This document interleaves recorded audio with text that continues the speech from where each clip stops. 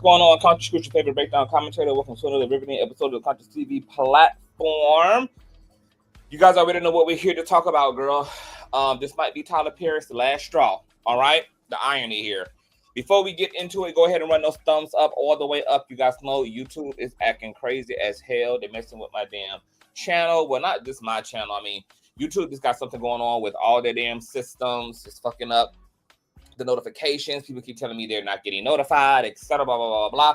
So please run those likes all the way up, whether you part of the Replay Gang or you are a Bush baby or you're active with me in real time in the streets. Okay, give me a old free 99. Also, make sure that you guys have your notification bell set to all. And last but not least, please share the stream out to wherever it is you have a digital community, whether that be your YouTube community wall, your Snapchat, your MySpace, the dark side of Twitter, Tumblr, or your personal OF. I don't really give a damn where you in fact lay the link. Just let them whores know the real out live and in color. And of course, you can donate to the King. All donation information is in the description box below.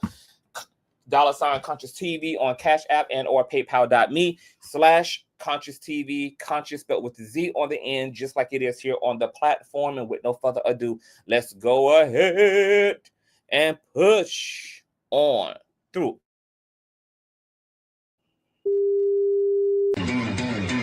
I know a place where you can recharge your soul. Baby, that's Consciouztv. And in the midst of brokenness, he gon' see your asshole. Baby, that's Consciouztv. You gon' heal, you gon' laugh and catch a little shade. Ooh, girl. Y'all know he be slaying, y'all better stop playing. Come hear what he's saying. Ladies and gentlemen.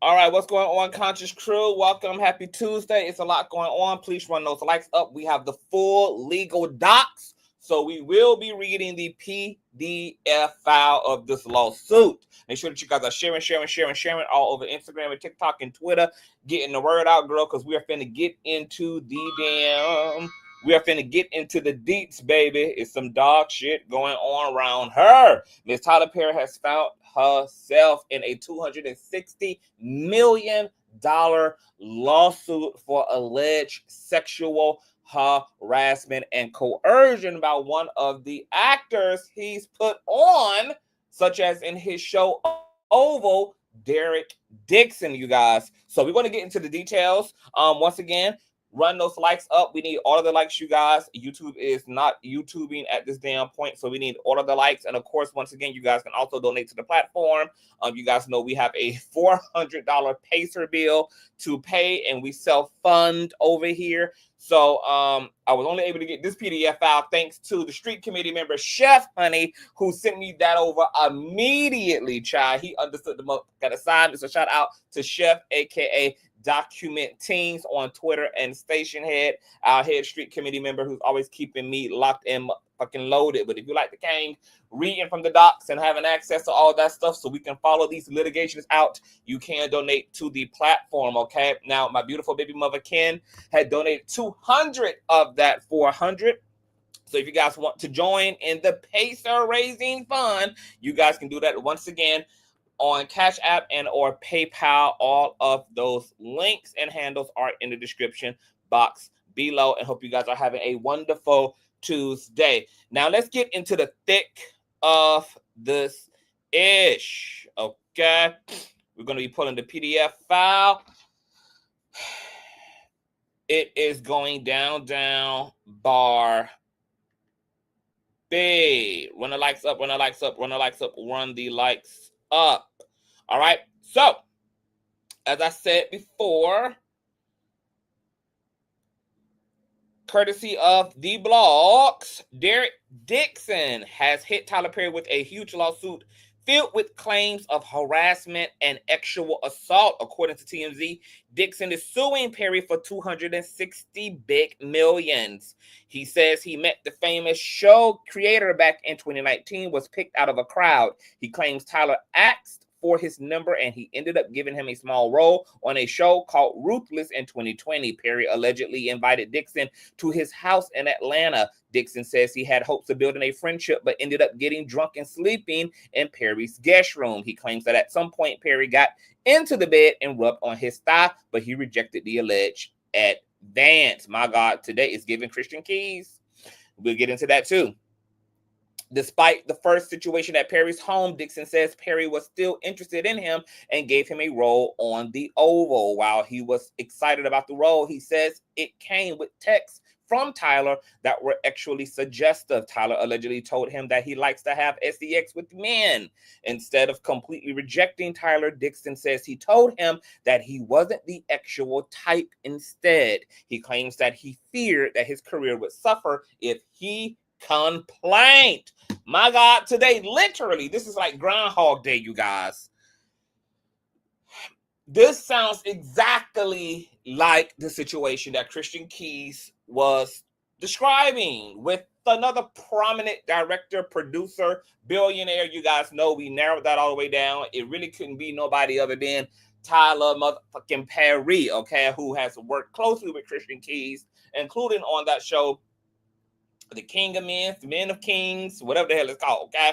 That actually was a Christian Keys exclusive that he subleased out to Tyler Perry Productions. And remember, when Christian Keys came forward, the year before last, he spoke about an incident at this alleged director-producer's home, that he also got drunk, and, you know, he needed to lay down, and that producer-director ended up extending one of his guest rooms to him to stay in, and he slept there overnight, only to wake up to this director producer in his motherfucking bed with his hands on him, cuddled and spooned up on him. Girl, he got up and then jumped out of the window. He was so shocked by the homosexual spirit that was trying to just jump off of this director into his direct body.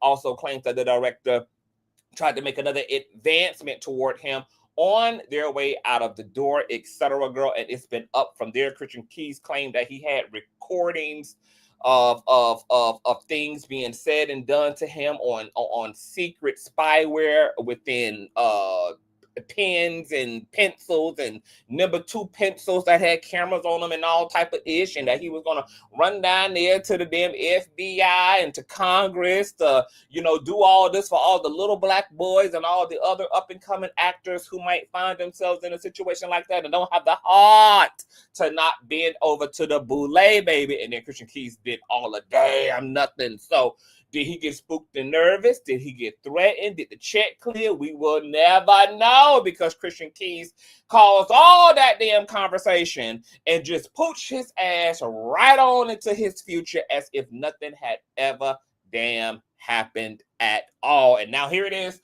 We have Derek Dixon, okay, who's the actor on the screen.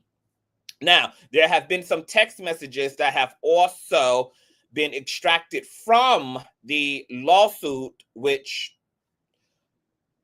are to demonstrate sexual suggestion. We're going to explore all of that and get into any other corroborating evidence that Mr. Derek Dixon has provided, honey. And he wants, once again, 260 motherfucking million big dollars. You guys, run the likes up, run the likes up, run the likes up. YouTube is fucking with my shit. We need all of the team compliance, child. All right. Let me scroll through some of this because they got people phone numbers and everything else up in it. All right, Blue. Let's do it here. Let's get into the official lawsuit, and welcome to everybody in the chat, child. It's a mess. So this complaint, he is suing Tyler Perry for sexual harassment, work environment harassment, sexual harassment, workplace gender violence, violation of Ban Act, sexual battery, sexual assault, negligent retention, intentional infliction of emotional distress, and retaliation, and wants a jury trial by demand, you guys. My God, today. Okay, so let's get into the preliminary stuff. Plaintiff Derek Dixon files his complaint against defendant Tyler Perry, aka Emmett Perry. I did not know Tyler Perry's real name was Emmett Perry. Wow, Emmett Perry Jr. Oh, slave shit. TPS Production Services and Action LLC. Okay, so he's suing the defendant and all of his respected businesses and LLCs to get the big guap. The following complaint is pled on information and belief. This case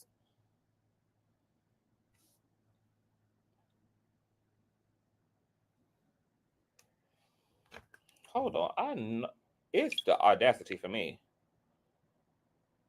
Hold on, hold on.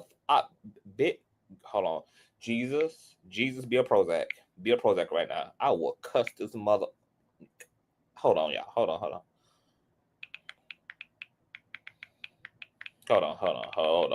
Oh, girl, don't. Not my blood pressure. Not today. Not today, blood pressure.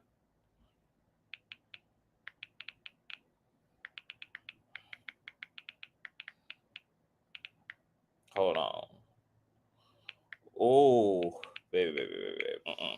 They better be glad I ain't got access to nuclear bombs. The following complaint is pled on information and belief. This case arises from a sustained pattern of workplace sexual harassment, assault, and retaliation perpetuated by Tyler Perry, a powerful media mogul, against plaintiff Derek Dixon, a professional actor and screenwriter. Mr. Perry is an American actor, filmmaker, and playwright who has built one of the most successful careers in the film and television industry. Mr. Perry took his success and power and used his considerable influence in the entertainment industry to create a coercive, sexually exploitive dynamic with Mr. Dixon, initially promising him career advancement and creative opportunities such as producing his pilot and casting him in his show, only to subject him to escalating sexual harassment, assault and battery, and professional retaliation when Mr. Dixon did not reciprocate Mr. Perry's unwanted advances. These events occurred while Mr. Dixon was employed as a series regular on the Tyler Perry show, The Oval, and while Mr. Perry held direct control over his employment, compensation, and creative opportunities. Tyler Perry rose against all odds to become one of the most powerful figures in the entertainment industry. His success story, once a symbol of perseverance and self-made achievement, has now become a cautionary tale of how unchecked power, wealth, and influence can corrupt those who obtain it. Grace given Diddy. Amongst other contracts, Perry received a lucrative multi-year partnership with the Oprah Winfrey Network, and his net worth tops $1.36 billion. Tyler Perry's rise to fame and fortune elevated him from a powerless victim to a figure of tremendous wealth, influence, and power, culminating in the ownership of his own film studio. Even though Tyler Perry's success is off the back of a drag performer. What's my girl name? Miss, what's my girl name, y'all? Miss Sophia. Okay, even though Tyler Perry's success is off the back of a drag performer who he stole the alleged Medea concept from and never even gave Sophia as a chicken basket in return for all that he got, baby. Tyler Perry been on his bald-headed whole shit from the very damn beginning. Tyler Perry, rise to fame and fortune, elevated him from a powerless victim to a da-da-da-da-da. Rather than using his influence responsibly, Tyler Perry has engaged in a pattern of misconduct where he exploited his position of power. Tyler Perry has been using his power and influence to abuse, and actually assault impressionable and vulnerable employees and actors who look for him for guidance and mentorship while pursuing their dreams. Oh my goodness, they're comparing Tyler to Harvey Weinstein, just like Harvey Weinstein, Bill Cosby, R. Kelly, Sean P. Diddy Combs, Kevin Spacey, Roger Ailes, and many others in the industry. Mr. Perry's success has led him to believe that money and influence can get him whatever he wants. That belief slowly transformed into the false idea that Mr. Perry can get whomever he wants. There are things in life that money just cannot buy. You guys, thumbs up the video. Mr. Perry sought the one thing his wealth and influence could not purchase: an actual relationship with the man who would remain silent. Perry told Mr. Dixon that his ideal relationship would involve a male actual partner who he could provide for, and who would be loyal but emotionally detached. Perry told Dixon, quote, Whoever ends up with me is going to be a happy MFer. In essence, Mr. Perry desired a one-sided coercive dynamic with a subordinate in arrangement devoid of mutual consent or emotional reciprocity. Thus began Perry's calculated pursuit of Mr. Dixon. This was not Mr. Dixon's first instance of sexual exploitation. He has demonstrated a troubling pattern of exploiting vulnerable male actors and employees, leveraging his industry power to create a cycle of hope and dependency. First, he offers aspiring actors the prospect of a career-defining opportunities, roles that promise visibility and advancement. Then once they are in his professional orbit, he uses the weight of his influence to ensnare them, positioning their success as cognizant on meeting his demands in a quid pro quo sexual compromise. This pattern of behavior reveals a calculated use of professional power for actual leverage. Using his influence, Mr. Perry provided vulnerable men with acting positions, roles, show contracts, cars, and money. Once the object of his desire was hooked, Tyler Perry would then put them in fear of losing it all unless they engage in Mr. Perry's perverted desire for actual gratification. Mr. Perry would easily kill off a character in a show of an actor who felt to indulge Perry's sexual fantasies. The crazy part about this, guys, is that women have been going through this since the dawn of time. Women have been doing this in the workplace, have been doing this in housing, have been doing this in the church, have been enduring this behavior their entire lives, and more than likely under a patriarchy and male-identified system will continue to endure this type of compromising, degrading behavior and positioning. And once again, there are so many similar remnants of Christian Key's story as it relates to alleged Tyler Perry, because Christian Key's also talked about how that producer director also got him a car. Remember, there are some parallel things running hand in hand, you guys. In one such exchange, Perry stated that he could fix, quote, things because the actors of a show he was filming should all be scared because they were all shot at and, quote, we don't know who lives. Meaning that Tyler Perry was going to use this as a tool to gain compliance with his desires. Okay, here's one set screenshot. And I believe this is Tyler in the gray. But I swear to you, I know how to fix this ish. I love unaliving a mother effer in a show that no one expects. Dixon says in return, you could be sipping mates, counting coconuts right now. Tyler says, think about the last episode. They are all shot at. We don't know who lives. I wonder what show Tyler Perry was talking about. He says, exactly. I'm scared. This should be too.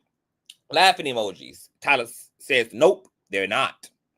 He says, last I checked, we all got the same bullets in us. Laughing emoji. Derek Dixon was Mr. Perry's actual desire ever since they became acquainted. Dixon was working as part of the event staff for a party hosted by Mr. Perry. When Perry noticed him, Perry immediately offered Dixon the chance to audition for a part in one of his TV productions. Dixon agreed and was on set with Perry behind the camera for weeks in close quarters. During the time they were filming, Perry would send flirtatious text messages to Dixon. For example, in one message, Perry stated that he was jealous when he saw Dixon going on a walk with another man named Brad. Here's Tyler in the gray. Why did that photo make me jealous? You two together. Derek says, haha, I don't know. It's just Brad, LOL. Tyler says, LOL, period. Derek says he just wanted to go for a quick walk to get his steps in, and now I'm walking to Chipotle by myself, LOL. Tyler says, thick Derek, get that Chipotle. In another text message,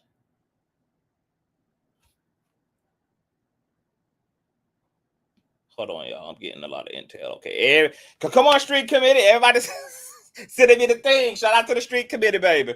Okay, and once again, if y'all want to send money for that Pacer fund, Cash App and PayPal, baby. We owe Pacer $400, baby. In another text message, Perry stated to Dixon, quote, what it's going to take for you to have guiltless SCX. Have y'all found that yet in therapy? Quote, you can have freedom from religious guilt and still believe in Christ. Okay, here's that official text. What is it going to take for you to have guiltless sex? Have y'all found that yet in therapy? Yes, it's the exact same kind of car, Geo Metro. Derek says, giving up my religious guilt, becoming a Buddhist, question mark. That's so cool. Where you came from. Tyler says, unfortunately, Derek, I have friends who are in their 50s and 60s who are still dealing with that. And it's so sad. You can have freedom from religious guilt and still believe in Christ. So I'm curious to know who the hell is the have y'all. Is he talking about Derek and the therapist? Is Derek in a relationship with somebody that he's also in therapy with, etc.? You know, we need more context, because I'm going to be honest, girl. When I first saw, the series of text messages, I was like, I'm not going to say they look edited, but it appears that Derek kind of chopped out, certain things, which removed a lot of context to what in the hell was taking place. All right. So I would love to see the full thread, okay, to get, the full contextual value of the things, child. Plaintiff carefully navigated a friendly demeanor to prevent the loss of income and opportunity on the one hand, and on the other, a firm boundary against Perry's advances. Often when Mr. Perry started drinking, he would demand more attention from plaintiff and get more aggressive with his flirting. On one occasion when Mr. Perry was drinking, he started to become extremely annoyed when Mr. Dixon avoided him. Mr. Perry stated that of the 600 people in his phone book, he only wanted to talk to Mr. Dixon. Here's Mr. Perry in the gray. Treat myself right. What are you doing? Derek. Why he just spelled that damn man name out like that? Ooh, girl. Tyler got a lot of bussy energy, baby. It's Tyler be giving big bussy energy in these texts, girl. Why he spelled that? Y'all see this? Why he spelled that damn man name out like that? Why he needed to call that man through a text? Why he need to call that man name through a text message? Why he screaming it out in a text message? Y'all see this? Y'all see this big bussy energy, girl? Oh my goodness. Run those likes up, child. Derek replies and says, just talking to my sister. Wow. Tyler Perry gets real sassy in return and says, I roll. Fine. Good night. I'll go through the 600 people in my phone book and be annoyed that I don't want to talk to any of them. What in the hell?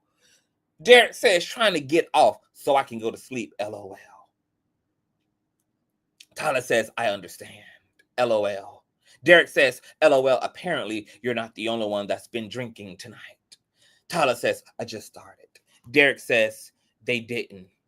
LOL.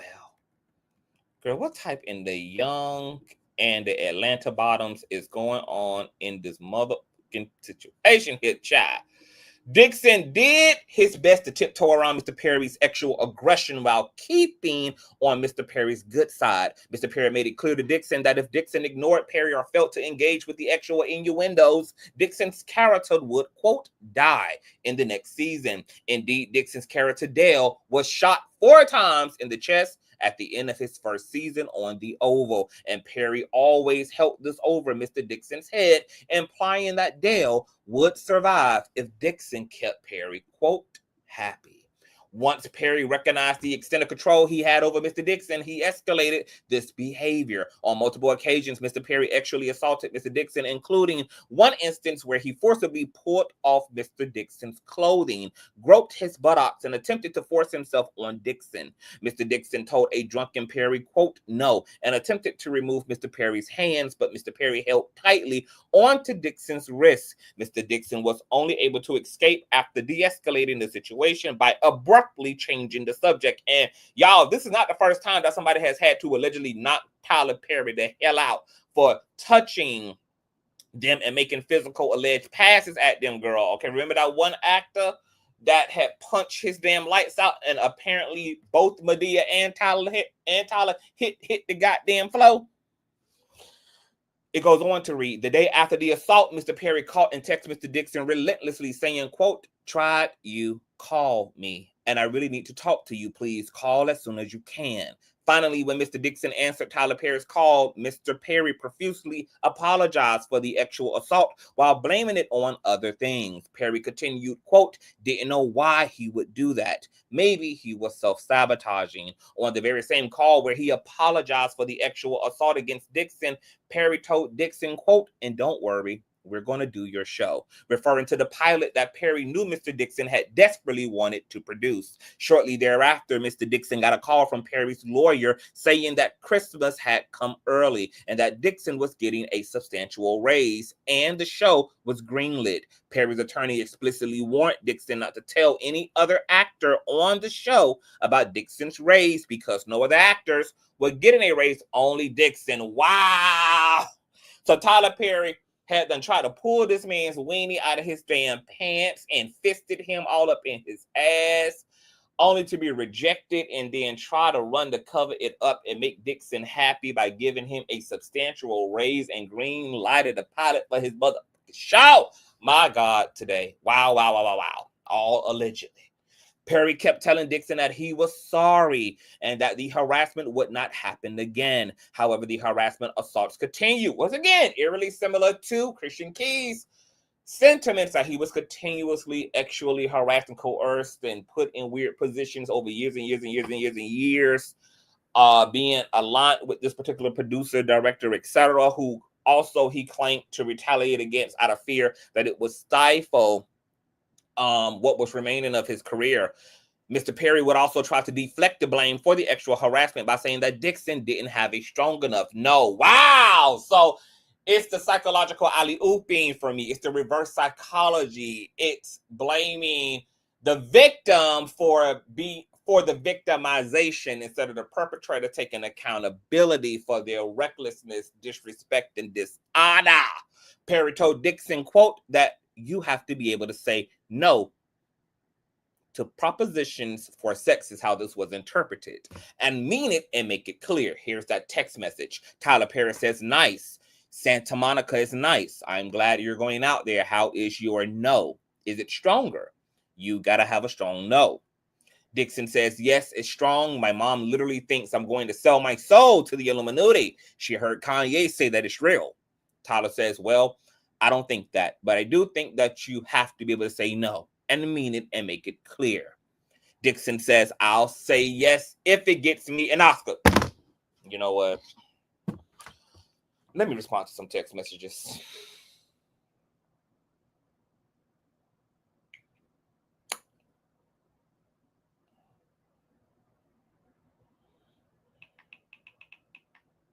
Let me just send some text messages back.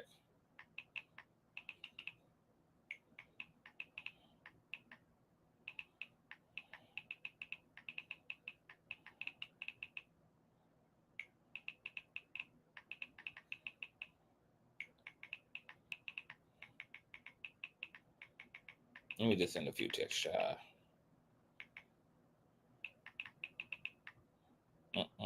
Let me do. You heard it right, girl. He said, I only say yes if it gets me an... Let me just send some text messages back.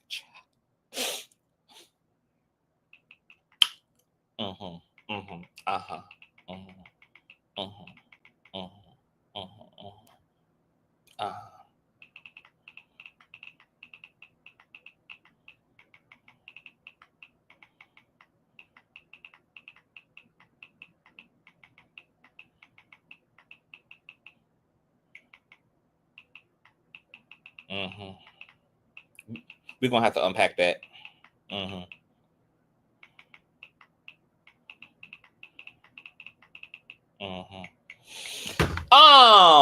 See, this is the type of foolishness that I be talking about. What's going on, Tit for Tat? Hey, boo. This is the type of foolishness that I be talking about. This is what the type of foolishness I'm talking about. How you gonna sue the man for $260 million over harassment and actual harassment and coercion and blah blah blah blah blah blah blah? But the reality, deep down, in the darkness of your subconscious is that you are willing to be a slut for the right price. You're willing to be part of the harem for the right price, because as the good old saying goes, baby, everybody got a price.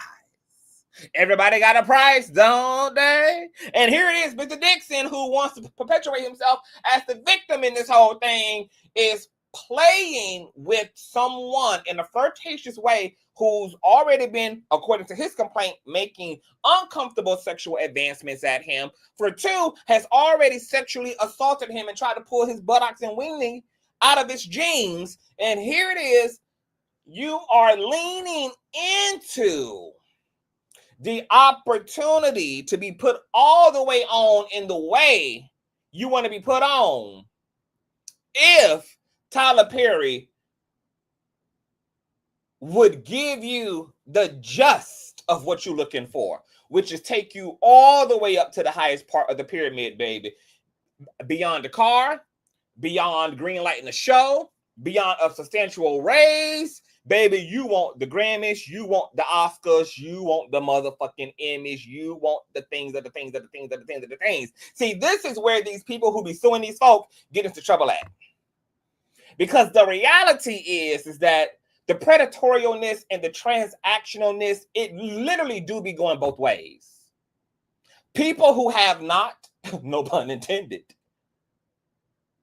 be looking for any opportunity to get a Klondike bar and are willing to consider some things in order to get access to a supersized Klondike bar. And people who already have a Klondike bar are into convenience and luxury and use that Klondike bar to expedite desire in situations amongst those who they know will be less likely to give them the rigor Monroe, overlaying it low and spreading it wide, because your desperation will put you on your back immediately. So it ends up in all actuality being a mutual thing. It don't end up in lawsuits, and it don't end up, headlining, and the nukes don't end up dropping until Mad Day, until somebody ass ain't getting a check no more, until somebody ass ain't benefiting no more, until somebody ass done been replaced, as we can see here from a lot of the unfortunate ladies of the Diddy freak-offs who were all emotionally invested in Diddy, who love Diddy. They love rubbing his bunions. They wanted to make him happy. They wanted to do these things as long as, according to them, not CTV, as long as Diddy was willing to acquiesce and make them the one and give them a meaningful relationship and continue to, fluff their egos all the way out.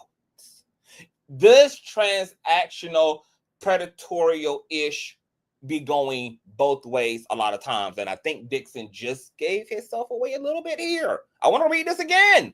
Now, mind you, he's presenting this text thread as, oh, this is Tyler Perry trying to get at me or speaking to me about the sexual assault incident that took place between he and I, where he was the perpetrator. And I had to tell him no. And now he's giving me a pep talk on having stronger boundaries and trying to get me to believe that, it's me who's responsible for what he did to me, grabbing my ass and grabbing my weenie and everything else. Now he know white men ain't packing nothing but solid 6 inches on a good day. And here it is, you trying to snatch my shit out my drawers, baby. Okay, make it make sense. But in that same text thread that he's presenting in that context, he's flirting back with Tyler. He's got a price tag on his buttocks. He says, I'll only say yes if it gets me an Oscar. Just kidding. Why would you play like that? Why would you even open the door for that when you already dealing with somebody who you don't want that type of attention to? What you definitely don't do is say and speak in a way that even remotely green lights the uncomfortable behavior you don't want for them. That's what you don't do in a situation that you don't have to do that in. And here it is. He had a perfect opportunity to have a normal exchange with Tyler. Dixon did not have to open up the gates. of flirtation. He, in this instance, opens that door. He, in this instance, takes it there. Why would you do that if you are truly, sincerely uncomfortable? And this is somebody making unwanted actual advancements towards you. Hey, Flaming Row. Hey, boo. I just looked down. Hey, baby. Baby. Shy. Flame. You better tell Tyler to lawyer up, honey. You better get Oprah and Lee Daniels on the line, baby. They is coming for Tyler's neck, child. After he just did 25 million clicks and views on Netflix for Straw. And I'm going to tell y'all this. I think the timing of this is incredible. I'm not going to lean into the conspiracy that, you know, there's some unwarranted agenda against successful, powerful black men, blah, blah, blah, blah. But what I will say, baby, is that this is definitely the genius timing of a good attorney, baby, who just watched Tyler Perry do them numbers and said, okay, baby, this is the opportune time to drop, bitch. Because what's going to happen here, right? Tyler Perry getting all this positive publicity for Straw. He doing all these numbers, and he's getting some good residual mechanical royalties, okay? If we drop this lawsuit right now, right here, Tyler Perry more than likely is going to settle out of court, which is dope. Because, you know, in civil lawsuits, they always go for more than what they're really willing to settle for. So, yes, he's going for $260 million. Does he really expect to get that much? Hell no. Not for no damn sexual harassment, etc., girl. Okay? So, in all actuality, probably is willing to settle for any level of million from 10 to 5. So, Tyler Perry will more than likely wouldn't want his moment being, you know, polluted out by these salacious allegations. He'll probably settle out of court. We'll go to mediation. You walk away with your millions. This will all go away. You'll be rich for the rest of your life. Everything will be fine. That's probably the goal here. So striking Tyler Perry right now, while he's getting good publicity, while he's doing numbers, ensures two things for the plaintiff. I'm going to get paid because this nigga just won. He's winning out here in these monetary streets. And for two, he's probably going to be less likely interested in a full litigation, and this thing will be over before it ever began, and my check will be cut in the clearest. Okay? So, baby, opportune time. Flame says they mad because Tyler reminded Hollywood that created more black millionaires than Hollywood, and they are upset, baby. And Tyler Perry said it. He said it, child. Okay? Let's go on. Perry told Dixon, you have to be able to say no and mean it and make it clear. Dixon did not know how to answer without facing retaliation, cancellation of his production contract, or perhaps being unalived in the show. So instead, Dixon made a joke out of the situation, stating, quote, I'll only say yes to SCX if it gets me an Oscar. No, baby, that explanation don't work, baby. It falls flat. In response, Tyler Perry stated, quote, the only one who could have gotten that Oscar for you through SCX is in prison. So just stick to the no unless you really are into him. So I wonder who the hell was he talking about? Because I feel like Tyler Perry threw a dig at Diddy here. Did anybody else think that Tyler Perry is talking about Diddy here when he says the only one who could have gotten that for you through sex is in prison? So he's talking about Harvey. Well, he ain't talking about Harvey because Harvey is gone. Is he talking about Epstein or what's the other man's name? Harvey and not Jeffrey. Whoever the other one is. Harvey. Yeah, is he talking about Harvey? Is he talking about Diddy?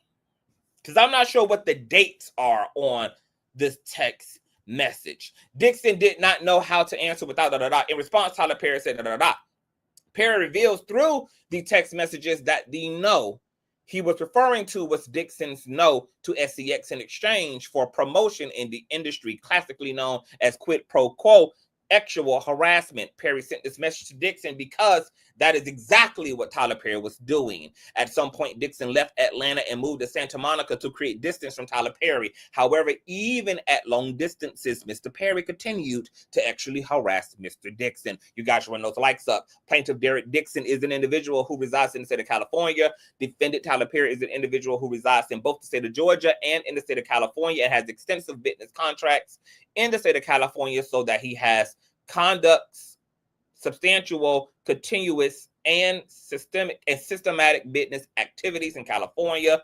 Okay, this is just all of the administrative stuff of the litigation.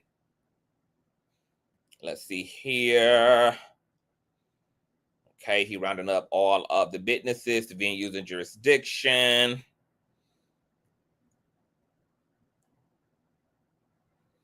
Additionally, California law provides specific revival statutes for sexual assault claims, such as the California Code Civil Procedure 34016, which provides certain claims that would otherwise be time barred if the plaintiff meets the statutory criteria, including allegations of a cover-up by an entity legally responsible for the assault. The claim may proceed under California law, even if it would be barred under Georgia's law.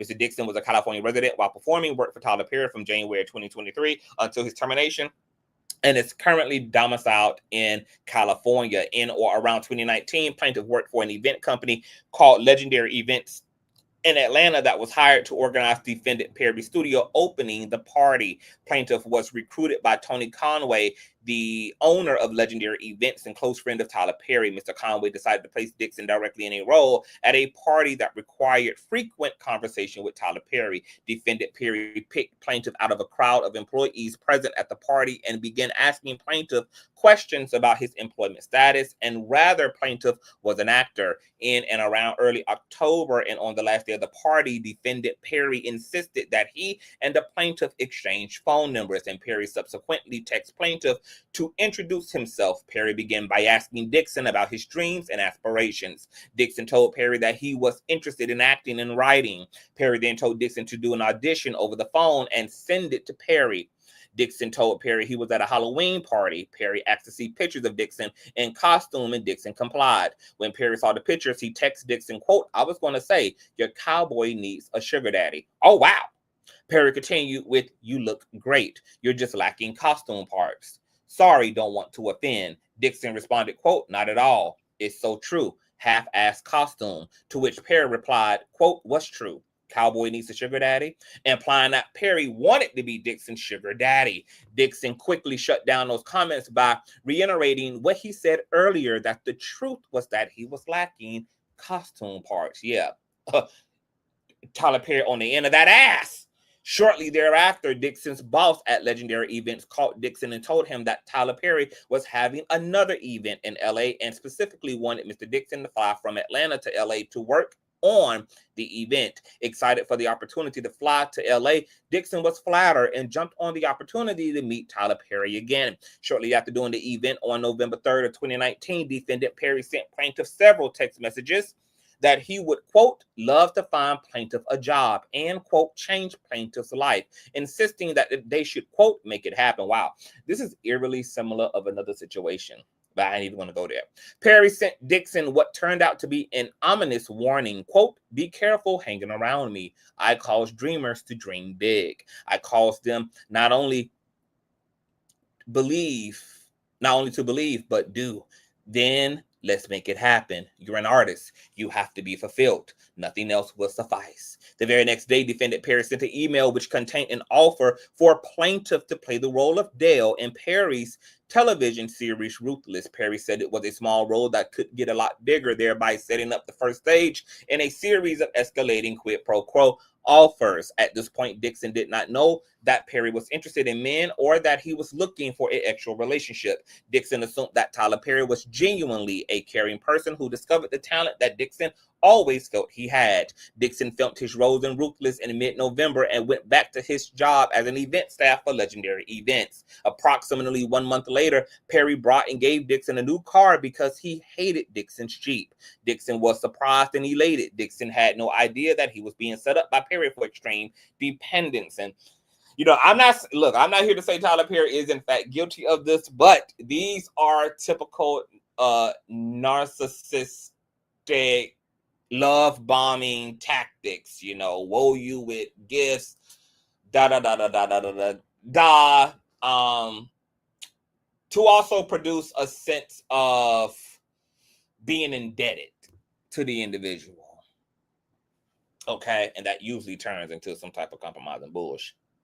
In December of 2019, Dixon was requested to be part of the event staff at another event at Perry's home in Jackson Hole, Wyoming. Wow, what a name. After that event, Perry started frequently sending text messages, making phone calls, and demanding that Dixon, quote, give Perry some attention. On New Year's Eve of 2019, Tyler Perry texts Dixon, quote, I can't tell you the last time I pumped gas, or went to the supermarket, or flocked commercial, or packed a bag, or, had good sex. It was before I was rich. Dixon found these messages to be strange and untowardly coming from someone like Mr. Perry. But being new to the industry, Dixon played along by downplaying the actual comments and hoping that being around Perry would allow him to showcase his talents as an actor and a writer. Soon after Dixon began giving Perry more attention, Perry made his move on Dixon. In January of 2020, just a few months after his first acting gig, Perry invited plaintiff to his home in Douglasville County, Georgia. Plaintiff showed up to the home hoping that he would be given a chance to befriend Perry and show him how talented of an actor Dixon was. At Perry's home, Dixon was served many alcoholic drinks, which Perry also partook in. Dixon felt that Perry was genuinely interested in Dixon's talents as an actor and writer. Perry made no actual advances at Dixon while they were drinking, and the conversation was friendly. At the end of the night, Perry told Dixon not to drive home. Perry said it was dangerous and that Dixon was too inebriated to drive home. Dixon agreed and was escorted to a separate guest room, not knowing that this was a ruse to allow Perry to assault Dixon. Dixon was tired and did not have pajamas, and so he got into bed only wearing underwear. Girl, where's Christian Keys when you need him? Get Christian Keys, baby. Christian Keys is going to be gaslit all over again, baby. Y'all be expecting a live stream from Christian Keys in 4, 5, 3, 2, 1. Before he knew what was happening, Dixon felt someone else slip. Is this Christian Keys? Is Christian Keys identifying as Derek Dixon? Dixon felt someone else slip into bed behind him and start rubbing Dixon's body around his inner thigh in a highly sexual and suggestive manner. Dixon turned around and saw that Tyler Perry was in bed with him. At this point, Dixon's stomach started to turn and he began feeling nauseous. Instinctively, Dixon jumped out of bed, just like Christian Keys, and told Tyler Perry that he wasn't that sexual. Tyler Perry ignored the comments and told Dixon to turn around so Perry could see him naked in his underwear.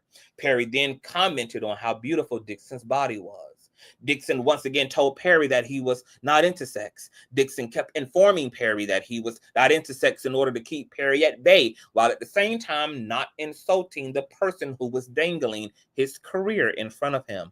In response to Dixon's frequent assertions that Dixon was not into sex, Perry started prying further. Perry would send Dixon a text message saying, quote, I would hope that you would let someone hold you and make love to you. You are missing the best years of your life, my friend. Trust me. I hope you get past that block in your mind soon.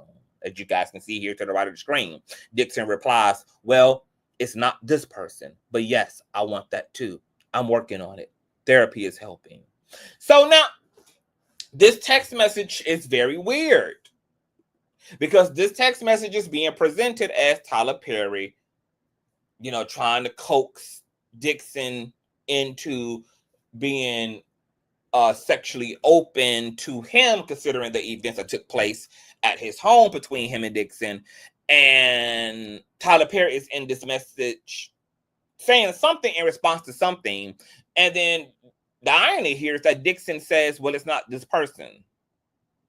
So that suggests that this text message is not about this alleged event at Tyler Perry's home in the guest room with him climbing into bed with Dixon, but that they were talking about someone in Dixon's life, because we don't even see what the text messages were prior to this particular screenshot. So Tyler Perry could be in conversation with Dixon about Dixon's girlfriend, about some romantic partner that he's having intimacy issues with, and Tyler Perry is encouraging him to get, psychological help and therapy to work through his stuff, and Dixon chooses to say it's not this person.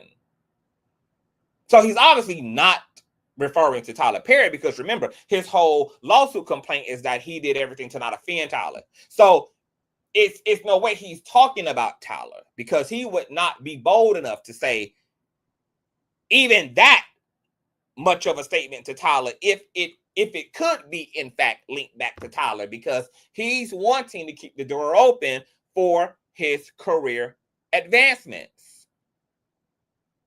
So this could be a text message that's misrepresenting what Tyler Perry and Dixon are talking about in this text.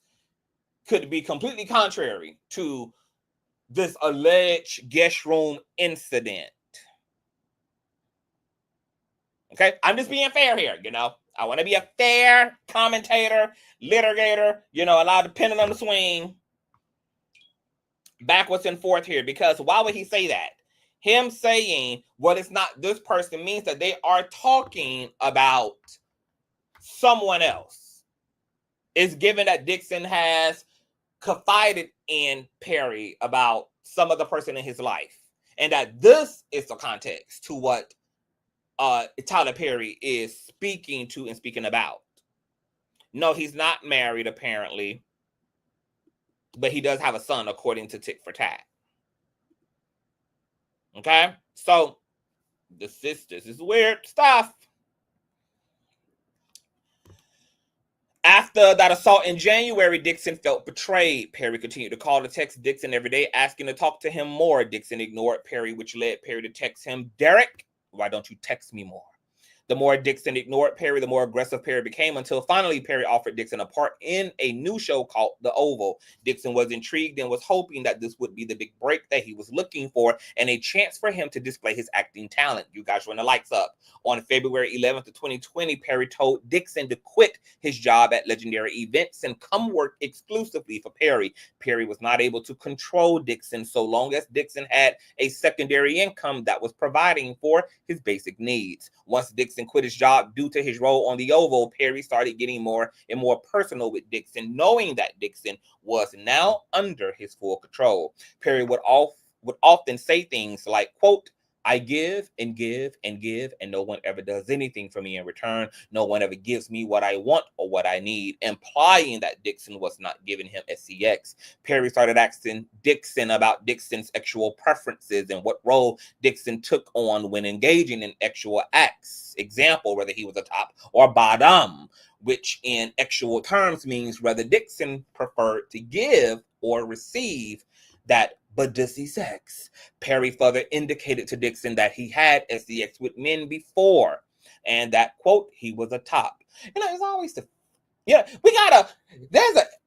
there's a nice little wave of like femme tops, you know, femme trans tops, honey, you know, and you know, I'm living for it. I'm living for Medea being a top, baby. That's fascinating. Perry further told Dixon, quote, "When you have a big D and when you hit the G spot right on these bottoms, they go crazy." Perry further told plaintiff that he wanted a man who was in a relationship with another individual, but with whom he could be emotionally involved and engaged in sexual acts with, like a friend with benefits, okay, or like companionship. That's how I prefer my own situation. Like, my man allows me to have other men, you know, and I need my man to belong to other men because I don't want a full-time nigga. Okay, baby, I'm too old to be full-time in a nigga. Okay, so my nigga let me have a, and that nigga gets to have a nigga. Okay, my boyfriend got a boyfriend. All right.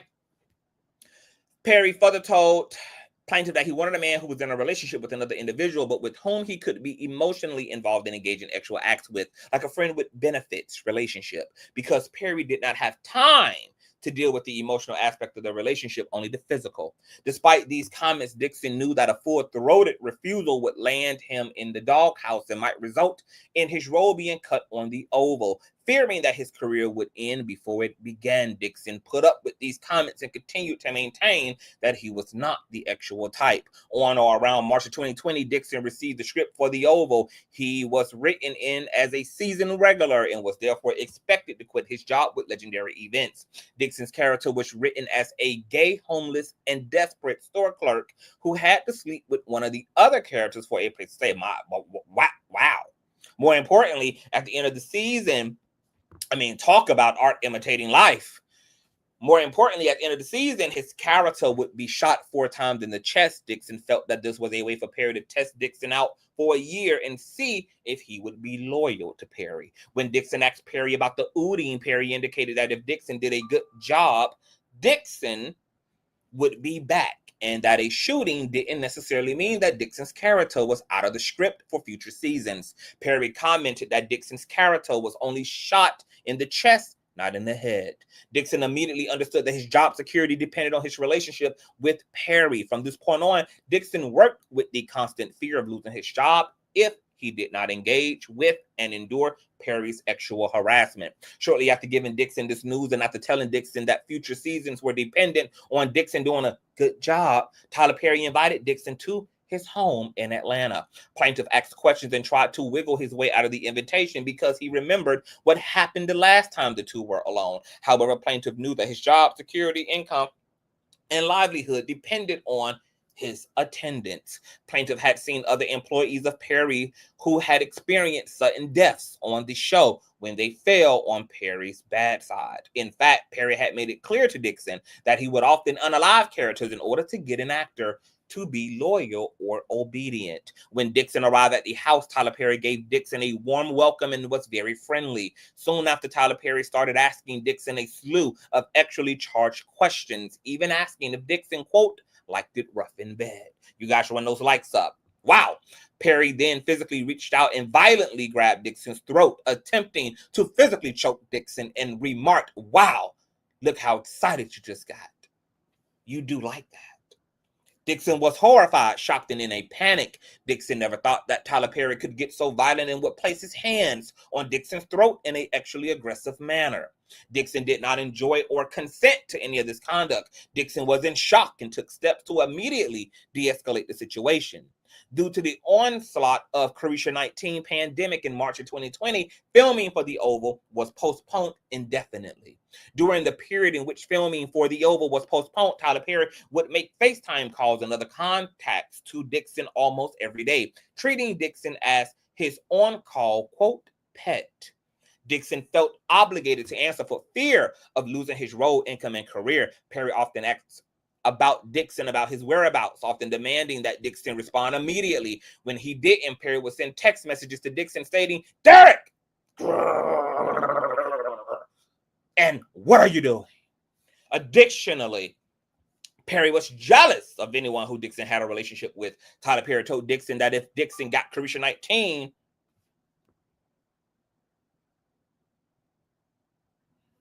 from his roommate at the time, Dixon would not be able to shoot The Oval. Perry encouraged Dixon to move into one of the on-set studio houses owned by Perry, where Perry would have more control over Dixon's whereabouts. It's definitely giving some Shannon Sharp teeth. Woo, child. Thereafter, Perry would text plaintiff about other actors on his show, Ruthless. Perry told Dixon how he manipulated employees through ruthless retaliation. Perry told Dixon that if he did not like the way an actor behaved or the way the actor was acting, the character would simply die in season 2. Dixon understood that Perry was informing Dixon to be cautious about disappointing or upsetting Perry. As a result, Dixon continued to put up with Perry's suggestive messages and actual advances while doing his best to protect himself by taking notes and amassing evidence of the actual harassment and keeping old text messages. In one conversation in or around April of 2020, you know what's so funny? Maybe it's just me. I'm a clever asshole. The gag is, I wonder why these people never pulled the reverse Uno, girl, because once a powerful person begins to put themselves in compromising positions, and you then start intentionally accumulating, galvanizing, storing information, at that point, the quote-unquote victim is the one who's in the power position. Dixon just should have turned Tyler Perry ass every which way but damn loose with all the evidence that he had. I would be making equally suggestive text messages that if anything happens to my character, something is going to happen to my phone accidentally. if anything happens to my character, something's going to accidentally happen to my iCloud. You know, something's going to accidentally happen to my email, girl. Like, do these folk, baby, I'm just a clever thinking asshole. Okay? Really, the victims are the ones who end up in the power position. They don't know how to play their motherfucking roles, baby. Okay? Once the niggas start playing with you, and you got the T, baby, you the one who can really start playing back. You the one who can really start playing chess with them up.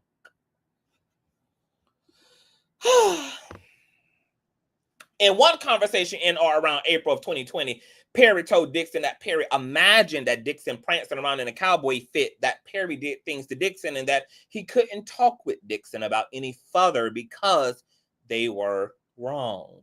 In or around April of 2020, and while Dixon was living in the studio homes on set, Perry often coerced Dixon to drink alcohol and then get on the phone with Perry. Perry would frequently have someone drop off alcohol at Dixon's door. Perry would eventually turn these phone calls into actually explicit rants. Perry would get frustrated with Dixon and tell Dixon that he was not giving Perry, quote, what he needs. Dixon's refusal to succumb to Perry's sexual advances caused Perry to be ever more frustrated. Eventually, Perry warned Dixon that if Dixon told his castmates about the harassment, Dixon would be opening himself up to lots of questions and foolishness, and demanded that Dixon not discuss any of their conversations with his castmates. Perry upped the stakes by telling Dixon point blank that he was not to tell anyone about their, quote, friendship. Perry told Dixon that he should all remain a secret and tried to make it seem like the secret was for Dixon's benefit. Okay, here's our text message, you guys. Let's read. Listen to me. Perry says, if you let the cast know that you and I have a new friendship, then you are opening yourself up to a lot of questions and foolishness. You want them to know that you are there because of your talent and not because we have a friendship or because Tony got me to give you the job. You earned your spot like everyone else. Don't give people an opportunity to play you small or they will. I can't teach you everything. Unfortunately, there are some things you'll have to learn for yourself because when we go back to work, I'm not going to know you. I don't have any friends that work for me, my friend. Professionalism is key. Dixon says, you're totally right. Perry says, I hope you got it, my friend. Dixon says, that makes total sense. Perry says, just watch the behavior of everyone around me on set. Dixon says, yeah, I will. Don't want to give anyone that opportunity because work is in fact work. Perry continued to actually harass Dixon. On June 27th of 2020, defendant Perry texted Dixon that all he wanted for his birthday were biscuits and BJs, referring to blowjobs that's underground code language for fellatio. Wow. Biscuits and BJs. Wow. I'm not gay enough. Or maybe, I'm just not a part of the, shadow LGBT Illuminati ass society. Wow. So the next time somebody tells me that they want biscuits and BJs as a gift, they're wanting to orally sodomize me. Got it. But that all Perry ever received were biscuits, insinuating a request for oral sex from Dixon. This text was followed by other messages calling Dixon cutie, and that Perry was, quote, just thinking about Dixon. Despite those advances, Dixon continued to act professionally and continued to tell Perry he was not sexual. That seemed to be the only way of keeping Perry at bay while keeping his job. In July of 2020, Perry remarked about how much he loved the script for Dixon's television series called Losing It, and exclaimed that he wanted to shoot the pilot for it. Perry would never really work toward that goal, and what Perry was really doing was making Mr. Dixon more dependent on Perry so that Perry could later extract actual favors from Dixon as a quid pro quo to produce the pilot. In or around August of 2020, Dixon and his castmates began ooting for the Oval after delays due to the COVID-19 pandemic, during which time all castmates and crew lived on the studio set in a quarantine bubble. You guys run those likes up. Shortly after, Perry confided in Dixon that two cast members were pissing him off and that Perry swore that he knew, quote, how to fix this ish. Perry added that he, quote, loves unaliving a mother effer in a show that no one expects, that he was going to, quote, oot them all and unalive them mofo characters, referring to the unaliving of characters in the Oval played by actors who Perry wanted to retaliate against. All right, here are some excerpts from that text message, Perry in the Gray. But I swear to you, I know how to fix this ish. I love unaliving a mother in a show that no one expects. Dixon says you could be sipping mates, counting coconuts right now. Tyler says, think about the last episode. They're all shot at. We don't know who lives. Dixon says, exactly. I'm scared. They should be too. Tyler says, nope, they're not. Dixon says, last time I checked, we all got the same bullets in us. More importantly, Perry stated in one text message, quote, I may need to oot the oot out earlier. Okay, here's a text message here to Tyler in the Gray. They are stupid to think that. So stupid. I'm gonna have a come to Jesus moment with them. I think I'm going to shoot them all, get shot. Dixon says, that'll do it. They'll be like, wait. Tyler says, I may need to shoot the shootout earlier. Dixon says, like Tuesday, laughing emojis. Or maybe, okay, that Beyonce song without speaker for everyone. Then sees a screenshot of Beyonce's Irreplaceable music video. Tyler says, I was just about to text you this. Now, Beyonce said, baby, how the hell did I get into it? Jay-Z got me in enough shit with Jane Doe. Which Dixon understood to mean that unless the actors knew they were going to die and that their time on the show was over, they wouldn't change their ways. Perry was going to film the shootout early so that the actors would be more submissive to Perry's requests. Perry intentionally made these comments to instill fear in Dixon. Mr. Dixon now knew that he too would lose his job if Dixon did not, quote, play ball with Perry's actual harassment. This is what Perry had been setting up. Dixon was now fully reliant on Perry for his income, hope, and future aspirations. Perry made it clear that Dixon was not to disclose their relationship to anyone, and Dixon was aware that Tyler Perry would unalive him off the show for good, thereby ending his career if Dixon got on Perry's bad side. To top it all off, Dixon already knew that his character was shot 4 times at the end of the seasons and that the shots might be fatal. In July of 2020, Perry read the script of Dixon's pilot and told Dixon that he loved the show so much that he wanted to shoot the pilot for it. Dixon did not know that Perry never intended on shooting the show. Perry knew that he could use the motivation for shooting Mr. Dixon's show to get Dixon to do what Dixon had been resisting for many months, which was to give Perry the biscuit and BJs Perry so craved. Once the stage was set, Perry knew he could get away with actual harassment. During the filming of The Oval in 2020, Perry engaged in a severe and pervasive tirade of actual commentary, including but not limited to A, that Dixon liked being choked, following Dixon being choked by a cast member in one scene of The Oval. B, quote, why do you twist your hips when you walk? C, quote, how can I get a day off, Dixon? D, quote, when will you be thick again? E, wow, quote, I love how I feel right now, but I don't like being horny. F, quote, I feel sorry for the first person who flirts with me. G, I've been trying to put that energy somewhere else, but everything is actual on this stuff. H, that snake across the table made me think of photo of Nicki Minaj from the music video for her song Anaconda, in which she refers intercourse with male genitalia symbolized by a snake. I, quote, I will gladly choke you right now, referring to Perry's desire to choke the shit out of a Dixon in an actual way. J, a suggestion that Dixon should get braces behind his teeth, but that plaintiff would have to, quote, give up BJs, and that it could, quote, be dangerous for Dixon's partner, especially if they're not circumcised. Quote, K, that's when you were thick, Derek, fun, Derek, drunk, Derek, before Carisha 19, Derek. I miss him just without a butt.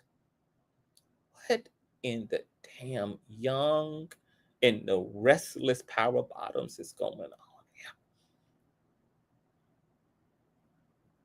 I, quote, thick Derek woulda worked them pants out. Damn. Perry also photographed Dixon's buttocks while on set and sent the pictures to Dixon. 2 text messages of many show that Perry was jealous of seeing Dixon with other men, and that Perry describes Dixon as, quote, so beautiful. Perry's here in the gray. Why did that photo make me jealous, you two together? Haha, I don't know. It's just Brad, LOL. Tyler says, LOL. Dixon says he just wanted to go for a quick walk to get his steps in, and now I'm walking to Chipotle by myself, LOL. Tyler says, thick Derek, get that Chipotle. Derek says, haha, you can tell from that photo? Tyler says, no, I can't. Only from your jeans. Dixon says, haha, that's how I measure too. If I'm not flirting them out, if I'm not filling them out, I'm not working hard enough. Tyler says, right. And then something here says, I think to make men something. Sweep. Dixon says, well, it's not this person, but yes, okay, so we read that. Not that person just saying, I feel sorry for the person that you choose. Quote, and I won't even take an aspirin for someone anymore. Haha, I would cry if that wasn't so funny. Why? What I mean by that is that you're so beautiful, Tyler says. When you finally are able to unlock your mind, you're going to make that person crazy. This series of comments and other unwanted sexual references made Dixon highly uncomfortable. Dixon was caught in a bind. He could not complain to anyone in HR. He had nowhere to turn for relief from the sexual harassment, and he knew that if he did not endure it, that he would be unalived off the Oval. Dixon was unsure whether to joke back or rebuff Perry's sexual harassment, so he endured it knowing that his job was on the line if he did not engage. Perry would also share intimate details of his own sex life with Dixon. Amongst other things, Perry would tell Dixon that he had not had good sex since he became rich, and that there were certain times where he had not been touched in months. Here's an excerpt from that text message. Dixon in the blue, right? And we just had a heaping dose of it, and now it's back to nothing. It's really weird. Tyler says, I didn't have any contact. What are you talking about? I haven't been touched in months. Dixon says, oh, you mean touching? I thought you meant being around people. Tyler says, Jacob. Derek says, I love that you only say that when I'm being stupid, LOL. I guess that Jacob's dumbass version of me. Tyler says, not dumbass, but blonde. I don't even know what the hell any of this means, you guys.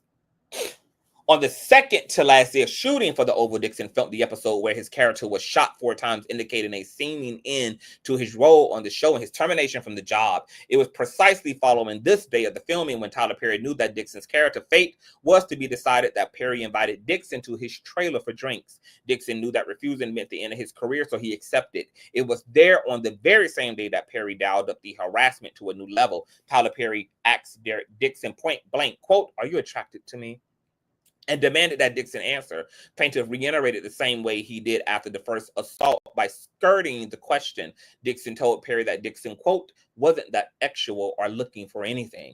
Perry's incessant probing did not stop. Perry continued to talk about how, quote, good looking and sexy Dixon was, and that plaintiff was, quote, wasting his looks by not, quote, being free and having sex. Dixon repeatedly deflected these comments with neutral answers, constantly looking for ways to avoid Tyler Perry's sexual interrogation while continuing to worry about his future on the Oval. Mr. Perry was testing how far he could go with Dixon. After enduring the harassment and doing his best to dodge the situation, Mr. Dixon got up and the two exchanged goodbyes. As Dixon was leaving Perry's trailer, Perry got up and pinned Dixon against the wall. Perry began aggressively groping Dixon's buttocks in a sexual motion. Tyler Perry began reaching down toward Dixon's buttocks and groped Dixon's butt in a strong and sexual manner that could not have been a mere accident. Dixon stood frozen in horror and could not reciprocate or fight back. All Dixon could do was let his body go cold and limp. Seeing that Dixon had no desire in Perry, Perry told Dixon that he was, quote, drunk and asked Dixon to leave the trailer. As soon as Dixon left the trailer following Perry's violent assault. Remember, this ain't the first time that Tyler Perry allegedly got his ass whooped for being actually aggressive physically toward another male actor. Dixon became severely nauseous and extremely anxious about his job, career, and livelihood. Dixon felt trapped within the confines of the studio's quarantine bubble. There was still another shoot the next day. Dixon called his friend Justin Bryant on the phone and told him everything that happened and was unaware of any human resources representatives to whom he could report the assault. Plaintiff had no one to turn to and nowhere to go to save him from Perry's aggressive sexual harassment and exploitation. The next day, Perry acted like nothing happened, and that this time he did not even offer Mr. Dixon an apology. Because according to Tyler Perry, right, he has no friends on set. Work is just work. Following this exchange, Dixon began to avoid Perry as much as possible. However, Dixon still felt the need to answer Perry's incessant text messages, so he changed his approach. Dixon often pretended to be asleep to avoid being harassed by Perry. However, Perry persisted by texting Dixon the following messages. Quote, "Are you awake? Stop ignoring me. You are awake, Derek. Wake up! I know you're not sleeping. Give me attention." In or around early October of 2020, Perry invited Dixon and other actors from the Oval on a cash trip to Perry's personal island in the Bahamas. Dixon knew, as did everyone else on the show, that declining to go on the trip might cause Perry to erase you from the show. What are with all these trips out of the country? You know, it's like a universalism when it comes to perpetrators. It's like they all do the same shit. It's like a universal mind. You know, it's like a hive-mindedness, you know, even the, you know, and all consciousness work this way, which is why we can also apparently access the mind of Christ. Let that mind that be in Christ also be in you. Like we can also access the mind of Satan. You know, it's kind of like, you know, how all nerds dress the same, how all geeks dress the same. Like, how y'all all know to look off-putting like this? Like, how y'all all know to wear your pants up to your areolas? How you all know to have eye problems? How you all know to wear glasses? How you all know, bitch? Okay, it's like a universalism, like an iCloud data. It's so fascinating to me. You know how, you know, stereotypes do have truth to them. Like, how does this just become the culture? And it's because there's literal information encrypted into every level of consciousness. My God. There's always these damn trips out of the country, out of the damn jurisdiction. It's in or around early of 2020. Okay, I read it already. One night. Okay, I guess this is at the private island, bitch. Okay, girl. What's that movie called, y'all? What's that movie that came out last year? Because now it's giving. What's the movie? Mogul drug out victims on island. What's that movie called, girl, that came out? The day it was initially saying it was about Diddy, but it was about Weinstein.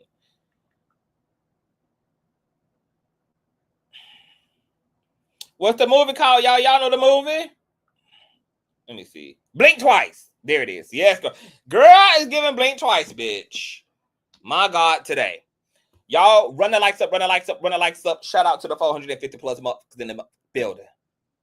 One night while in the Perry's private islands in the Bahamas, oh God, the cast was having a party.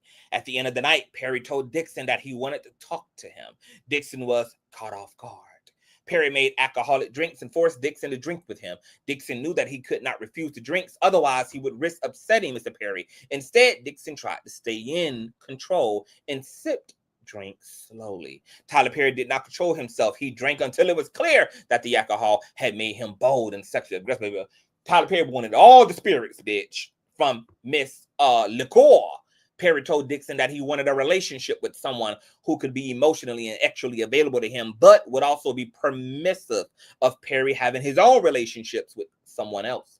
Perry said he could see himself having that type of relationship with Dixon. Perry insisted that Dixon needed to be with someone rich because Dixon liked nice things. Perry told Dixon that he was watching all the cast as they laid out in the sun with tanning oil. Perry continued raving about how seeing Dixon greased up, ooh, girl, like that, was driving him crazy. Tyler Perry said he would have burnt the whole island down if one of the other actors or anyone else from the group had touched Dixon that night. Baby, not Tyler Perry wanting to go on a damn homicide suicide like Jim Jones on the damn island, bitch. Don't drink the buck Kool-Aid. Oh. At that point, he once aggressively seized Dixon and groped his buttocks. Okay, so this is like the third or fourth physical assault. Dixon once again did not reciprocate and froze up. Perry got the message and told Dixon to go to bed, just like the last time he told Dixon to leave the trailer. Dixon was terrified and could barely sleep. From that moment on, Perry became extremely frustrated and possessive. Perry wanted desperately for Dixon to be attracted to him, but Dixon was not. In one exchange, Perry sent pictures of himself from the Bahamas to Dixon. Dixon responded that the water looked nice. Not Tyler sends a shot of himself in a $1 billion ass water scooter, and Dixon instead compliments the water. My God, baby, I know that sent Perry ass into a damn tizzy. Dixon responded that the water looked nice. Perry got upset that Dixon did not see the, quote, stud in the picture and instead focused on the water. Okay, here's a screenshot of that. Hey, Sonny. Hey, Boo. Hey, Andrew. Hey, y'all. Hey, Sherry. Okay, here's Tyler Girl and his scuba gear and his Daddy Daisy Dukes. Dixon says, nice picture. Yeah, the water does look calm. Tyler says, nice picture? Question mark. Dixon in all caps. Great, amazing, awesome picture. Tyler says, you don't see that stud in a nice picture? Rude. Dixon says, lots of laugh. Yeah, that's a stud. Tyler responds, asks, is this real? This is embarrassing. This is how Tyler is allegedly giving it up. See, look, this is why I would never be jealous of nobody. Because first of all, girl, y'all know I could be on any red carpet I want to. I could be on any set I want to, bitch. Matter of fact, I got more celebrity friends that I have normal friends, girl. I would never want to be in this world. I go out of my way not to be in this world. I go out of my way not to seek movie roles, not to work for media corporations. I want to stay independent. I want to stay introverted, girl, because I just cannot be turning my pussy every which way but damn loose, girl, just for a 15-minute segment on a bitch's show. On some seasonal, my pussy permanently injured on some seasonal shit. Because this is what they're all having to go through to get to where it is they are. A lot of y'all thinking people making it on talent. No, baby. You're making it on selling pussy and swinging pay, baby. Talent is 10% of the requirements, baby. What that throat do. Okay? Talent does not make it in the commercial industry, baby. Okay? Being a high-functioning prostitute is how you make it in the industry, which is why there are so many non-talented people in commercially successful positions. When y'all out here trying to figure out how in the hell this non-talented, bland, mediocre C student make it as CEO or president or got this $6 million ass contract or $1 trillion ass contract because people sucking dick. To get ahead, baby, they're throwing ass around in a circle. And nobody is working harder for a Klondike bar than a bitch who needs a Klondike bar. As the women say about the hobos, hobo dick is the best dick because that type of dick and pussy is gonna fuck you with passion and a purpose, baby. When they need a roof over its head, when they need a light bill paid, baby. That's the most electrifying ass pussy, dick, and pussy that you gonna ever have in your motherfucking life, baby. Because they gonna fuck like their life depends on it because they motherfucking life do. That's why I would never be jealous of their motherfucker making it nowhere because I know what the hell you having to give up, bitch, and you are better holding me. You are better holding me, baby. Fuck on, sister girl. Fuck on, brother man, okay? Do what you gotta do for your Klondike world, okay?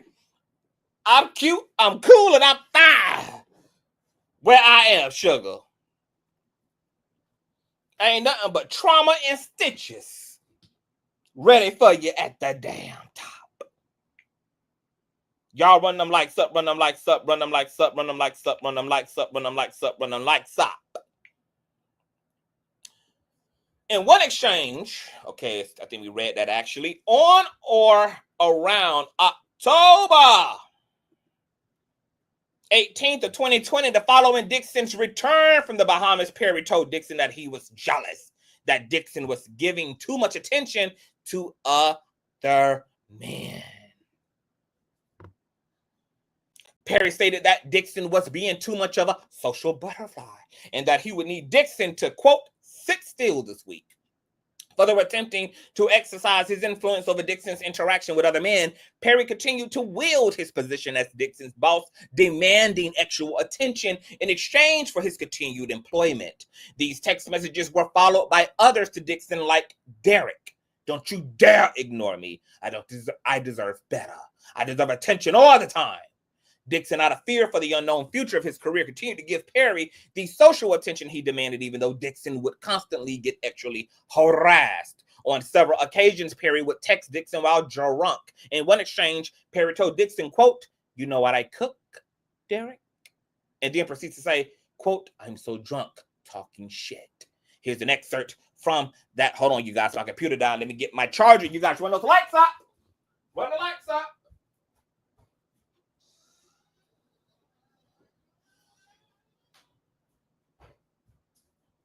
Let me get my charger, baby. Dixon is giving the rundown on Miss Perry. Allegedly, girl. This is a mess. Here's an excerpt from that text message. You know what I cook? Derek, he loves saying this man's name and text. He loves streaming it. He loves putting it all caps, child. Tyler is an interesting character. Dixon says, spaghetti, cake. Tyler replies and says, you. I'm so drunk, talking shit. Y'all, is anybody else just balling up like paper? What's going on, Jermaine? This is so embarrassing. Right, I am whole. These billionaires are so corny. Oh, guys, so cringy. Jesus. In December of 2020, Dixon began feeling depleted due to Perry's continued pattern of sexual harassment. The assaults and harassment began manifesting in his physical health, and Mr. Dixon had no one to turn to. Dixon visited a physician who indicated that Dixon exhibited severe symptoms of acute stress, insomnia, stomach issues, and dangerously low cortisol levels due to the sexual harassment and assault. The physician prescribed Zoloft, an antidepressant, for Dixon's ailments. The sexual harassment continued through the beginning of 2021. Perry continued sending Dixon unsolicited photos of Dixon's body from the set of the Oval, which comments such as, quote, oh my G, look at thick Derek, thick. Quote, no, the weight difference. I can do see it.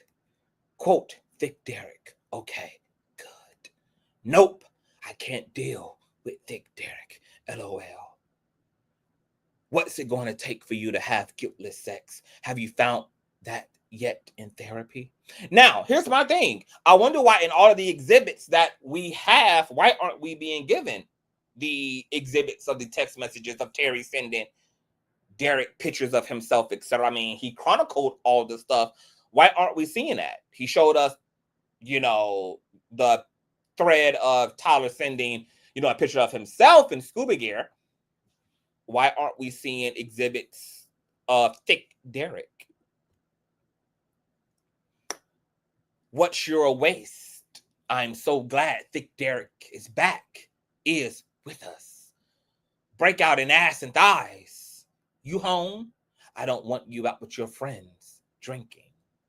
You are the rose, but you are so blocked that you refuse to be smelt or open. Oh.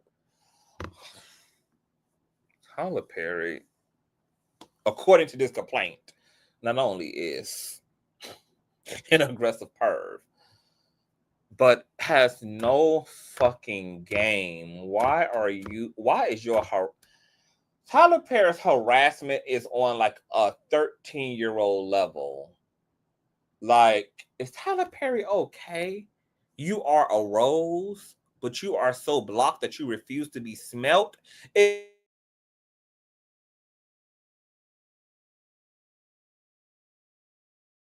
this is the same person writing the straw?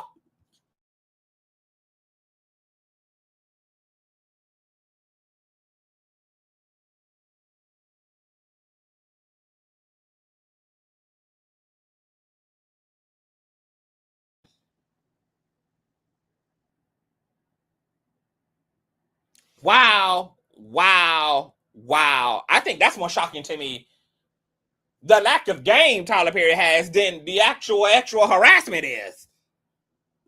Jesus. Quote, when you finally are able to unlock your mind, you're going to make that person crazy in a good way. Have you been intimate with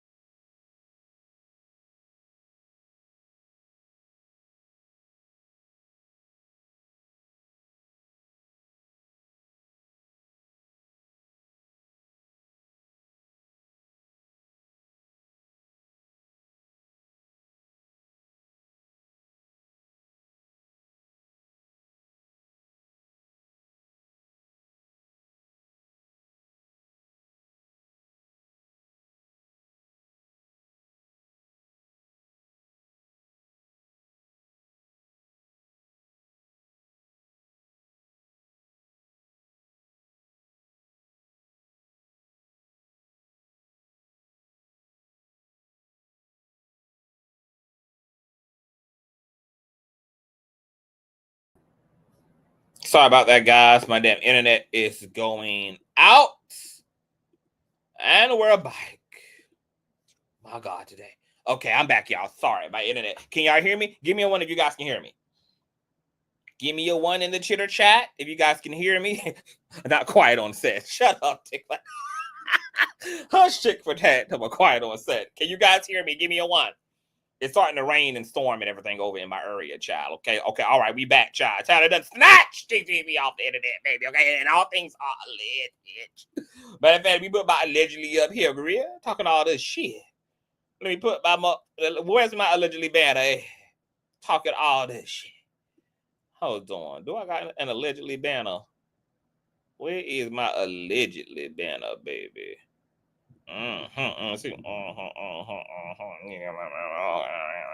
Okay, there it is. All right. And we're off to the races. Oh, it gets even more graphic. No straight man would be going on walks with you or cooking dinner for you unless they wanted to F you. I would F you. Wow. What are you doing hanging out with that girlfriend of yours? She wants you too. Everyone wants to F Jacob, referring to Dixon's character in the pilot of Losing It. After several weeks of unreciprocated sexual innuendos and demands for attention, Perry lashed out at Dixon on set and asked if he needed to, quote, punch Dixon in the stomach for Dixon to act the way Perry envisioned in a scene. This exchange was highly tense, and Perry's reaction stunned several cast members. Actors on set consoled Dixon for the abrasive interaction, confused as to why Perry overreacted in such a manner. But Dixon knew that Perry was lashing out due to his frustration at the lack of attention Dixon was given to him. Wow, wow, wow. On or around June 4th of 2021, Perry invited Dixon to his house to spend some time together and discuss the pilot of Losing It. Although Dixon hesitated, he feared the consequences of disappointing Perry and believed once, quote, losing it, it was a big show. He would be freed under the clutches of Perry. During this visit, Perry made sexual alcoholic beverages for himself and demanded to know why Dixon was not having sex with anyone. Perry probed further about Dixon's SEX life, insisting that the two were becoming increasingly drunk and it was time to end the night. Perry then led Dixon to a guest house where a guest bedroom was. Dixon would be staying there that night. Instead, inside the guest bedroom, Perry motioned to Dixon to come see a weight monitor that he had. Perry told Dixon that For the monitor to work, Dixon would need to step on the monitor wearing only his underwear and push Dixon to try it out. Dixon tried to avoid the uncomfortable situation, but decided it was better to comply and hurry to bed than to wait for the alternative at that point. After weighing himself, Dixon walked toward the guest bedroom, followed by Perry, and then asked Dixon for a goodnight hug. Here it is with these damn hugs. It's giving Christian Keys again. Rather than arguing, Dixon complied, at which point Perry reached out and yanked Dixon's underwear down from behind him.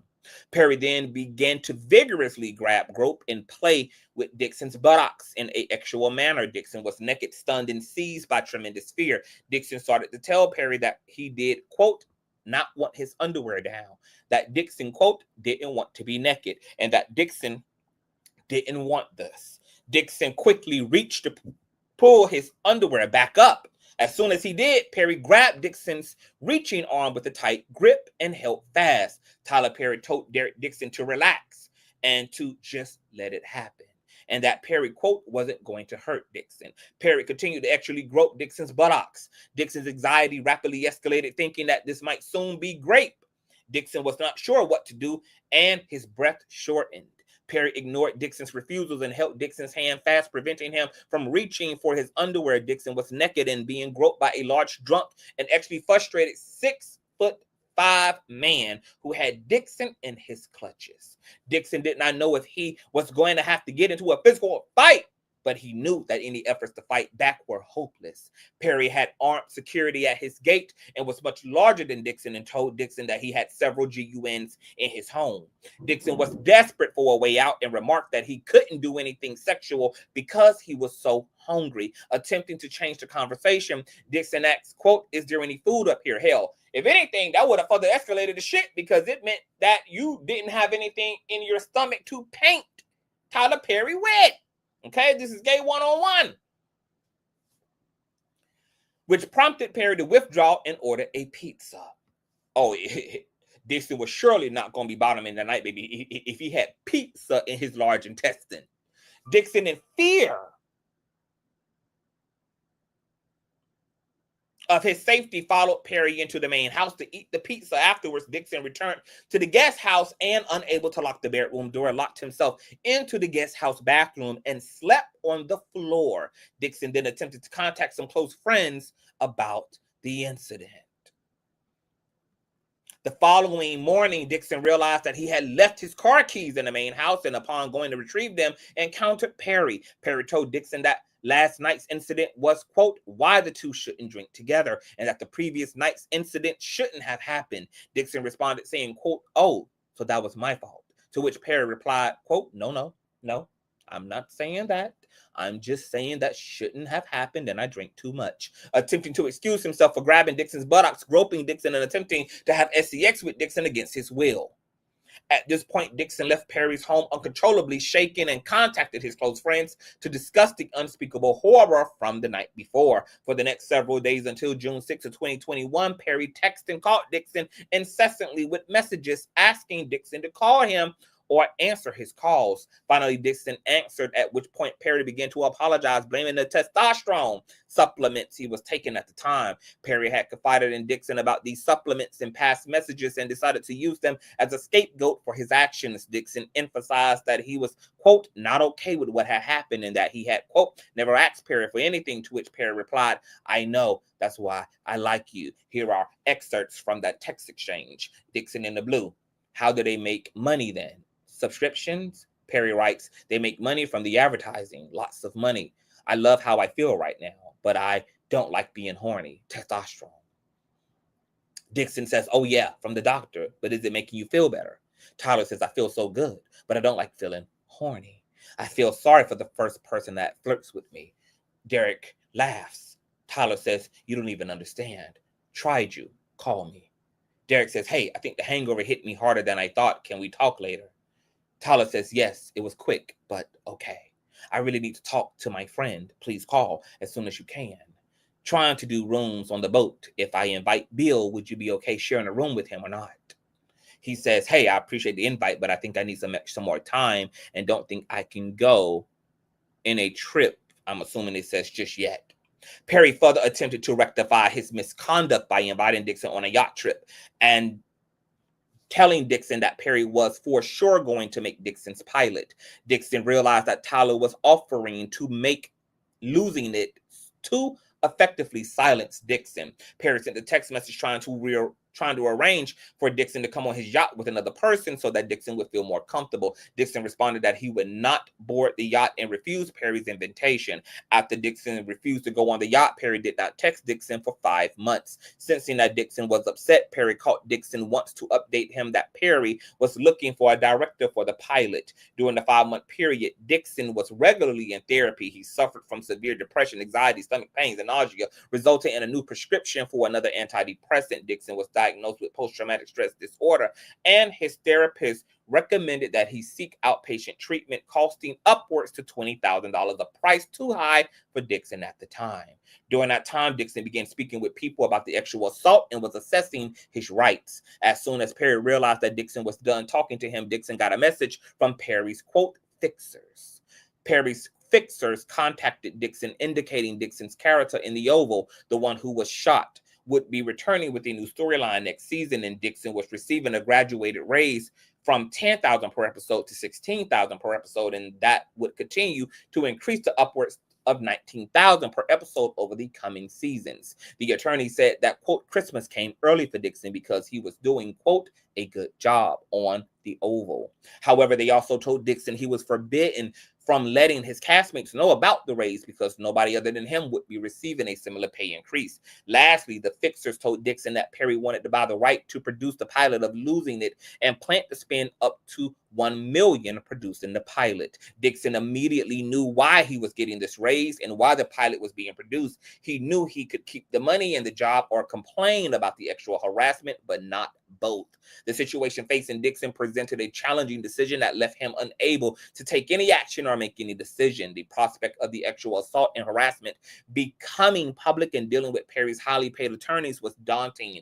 Perry had significant resources, whereas Dixon did not. Dixon's goal of working as an actor and being discovered for his talents might be jeopardized. In what was extremely difficult discussion and decision, Dixon bowed to the pressure and feared of losing his livelihood in his hopes of advancing his career. Dixon decided to return to the set and have his pilot produced. He insisted, however, and decided to put safeguards in place between himself and Perry. In and around November of 2021, Dixon returned to shoot The Oval, and it was then when he saw Perry for the first time in person since the June 2021 sexual assault. Dixon suffered a panic attack in his trailer, prompting another actor to calm Dixon down. Seeing that Dixon was still upset, Perry knew that he had to up the ante to ensure Dixon's silence. Perry began periodically texting plaintiff regarding the production of the pilot of Losing It to string Dixon along. Soon after, Dixon received a call from a member of Perry's production team telling him that they were considering shooting Dixon's pilot in the coming fall of 2021.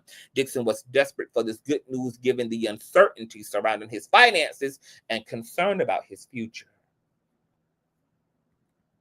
On or around March 4th of 2022, Dixon signed the literary purchase agreement for the pilot and giving the rights for the series to defendant TPS.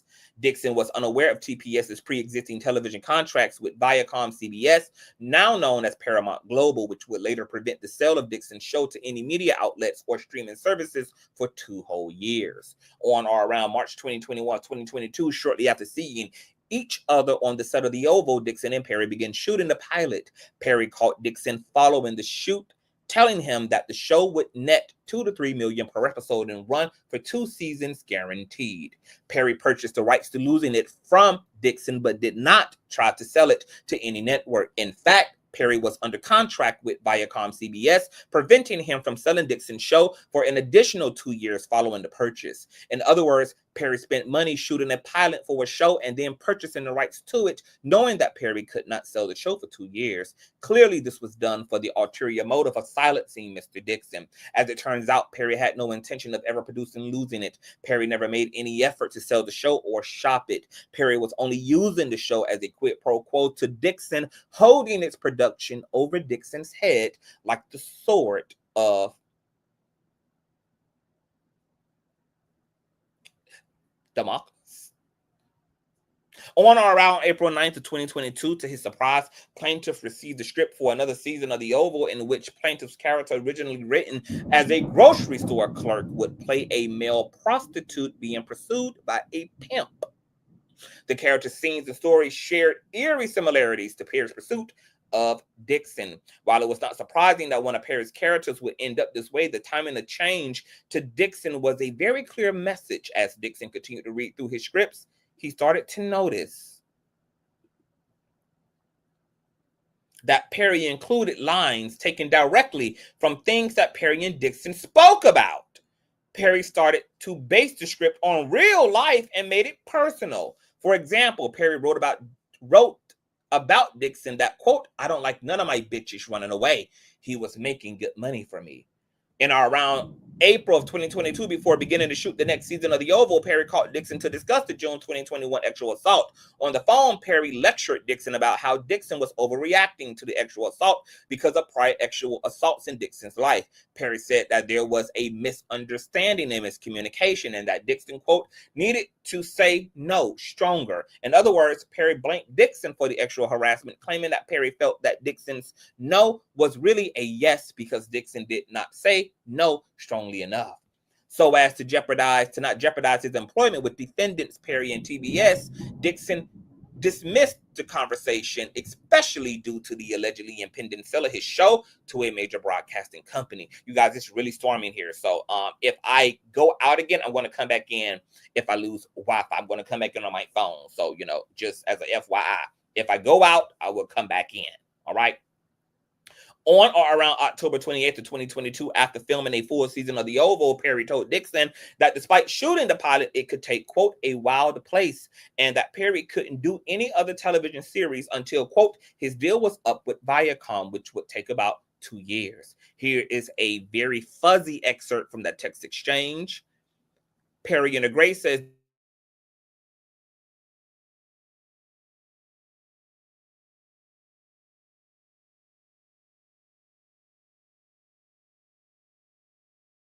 "in a place, sorry, I have many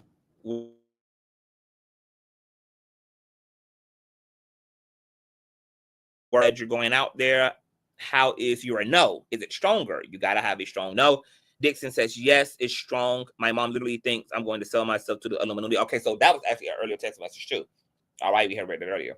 In or around January of 2023, plaintiff indicated that he was moving to Santa Monica. He did so to put some distance between himself and Perry. Tyler Perry replied that he was glad to hear that Dixon was moving away and asked if Dixon's no was stronger before he left. Perry reiterated that Dixon should have a strong no and make it clear when he said no. This was Perry's way of once again referring to his June 2021 sexual assault of Dixon and making it clear that Perry felt no remorse for assaulting Dixon against Dixon's will.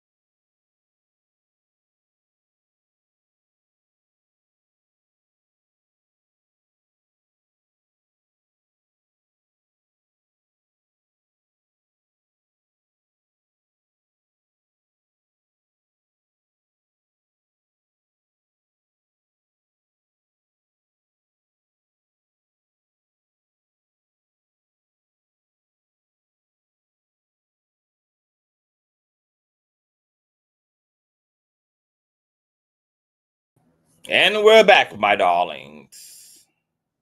We are back. I told y'all it's storming and lightning. Can y'all hear it? It literally has my entire fucking house shaking. That's how hard the damn rain clouds are clapping their cakes, girl.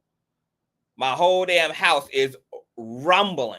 and thumbling. Can you guys hear me? Give me a 1 in the chat and definitely run those likes up. If you guys can hear me, give me a 1, give me a 1, give me a 1 before we get bike.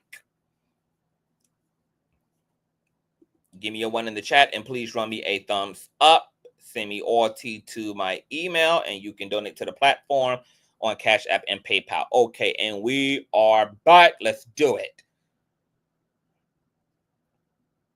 Perry would call Dixon and say, you'll understand when you have a hit show, and in the same breath refer to the actual assault.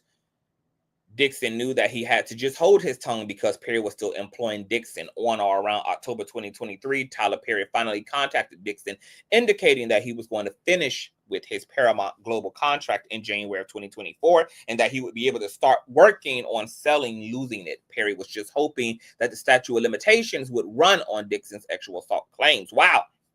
Before closing the door on Dixon's hope and on the quid pro quo that Perry offered for Dixon's silence. In the same conversation where they were talking about Perry starting to do things with Losing It, Tyler Perry also asked Dixon who he was having SCX with. Perry further pushed for details, asking Dixon if he was the quote giver or the receiver in the scenario, or if plaintiff used protection and prep when engaging in actual acts. Perry continued to probe other intimate details about Dixon's SCX life.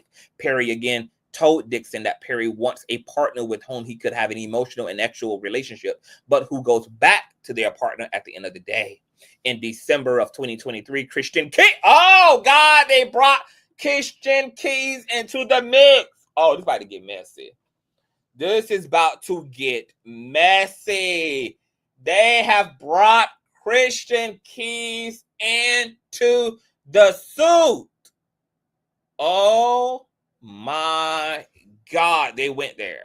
They went there, y'all. Wow. In December of 2023, y'all run these likes up, run these likes up, share, run the likes up, girl. Wow. In December of 2023, moderators, please encourage everybody to share. Please encourage everybody to thumbs up, etc. We need all of that engagement.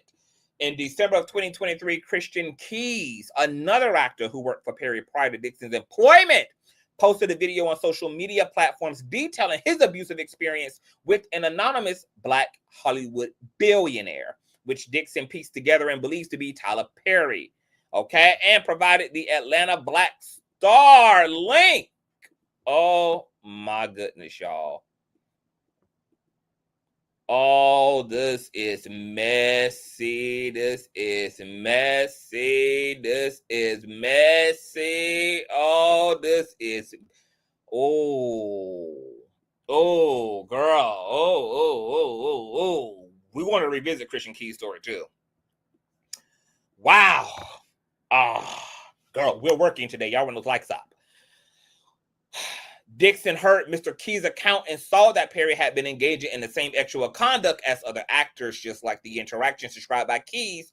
Perry would get drunk, climb into Dixon's bed, and start fondling Dixon's buttocks. Dixon wanted to share his experience with the media to prevent other actors from being abused at the hands of Perry. Around this time, Perry caught Dixon, indicating that he really, quote, wanted to find a home for Dixon's television series, again, perpetuating the quid pro quo after the sexual assault to keep Dixon and his claims at bay.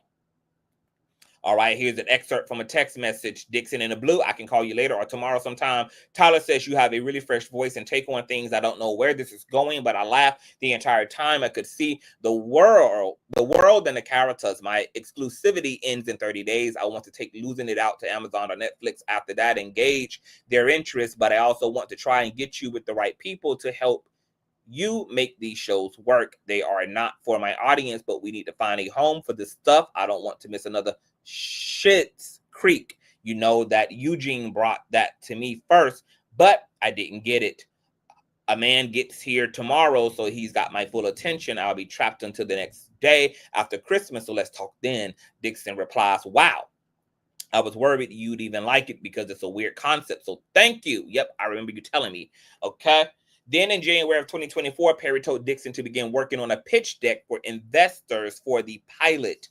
Despite having 8 episodes written, Perry only produced one, claiming that the president of his company, Michelle Sneed, conveniently misplaced the $1 million that were going to be used for the show.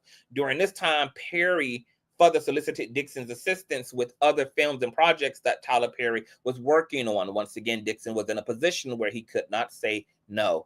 In or around March of 2024, Tyler Perry indicated to Derek Dixon that the individual who was meant to pitch the pilot became depressed and could no longer pitch the show. This was another excuse for the fact that Perry never liked the show and never intended to sell it. Dixon did not get angry and allowed Perry more time to figure things out for the show. Mistakenly sensing that Dixon had forgiven him, Perry started back up the harassment. Perry continued to harass Dixon, who was still working on the Oval and was still waiting eagerly for Perry to sell losing it. Perry would tell Dixon that he loved Dixon and that Dixon should be living his life and that Dixon should be having sex more. Perry even indicated that he would send Dixon's show to Peter Friendlander at Netflix, but all this was just an attempt to remind Dixon of the sword of Damocles hanging over his neck. I also remember when no, I actually saved that for when we get to the Christian Keys piece. I'll save it. Later, Perry told Dixon that Netflix turned the show down. Dixon was never contacted by any individual from Netflix regarding the show, and no sale ever materialized. In or around June of 2024, Perry, sensing that Dixon was getting frustrated about his show not getting off the ground and still concerned about the actual harassment being made public, offered Dixon a position as a writer on Perry's shows, indicating that he needed a replacement to continue writing. It was only then that Dixon woke up and realized that Perry was never going to be serious about helping Dixon. Perry was only going to do things for Dixon if Dixon played along with the sexual harassment and assault. Perry was only interested in preventing Dixon from exposing the dark side of Tyler Perry. Perry only cared that people still view him as the victim he once was. Even now, as he took shape as the victimizer, Dixon became sick to his stomach. Rather than continue down this path, Dixon took the heroic step of reporting the actual assault to the EEOC.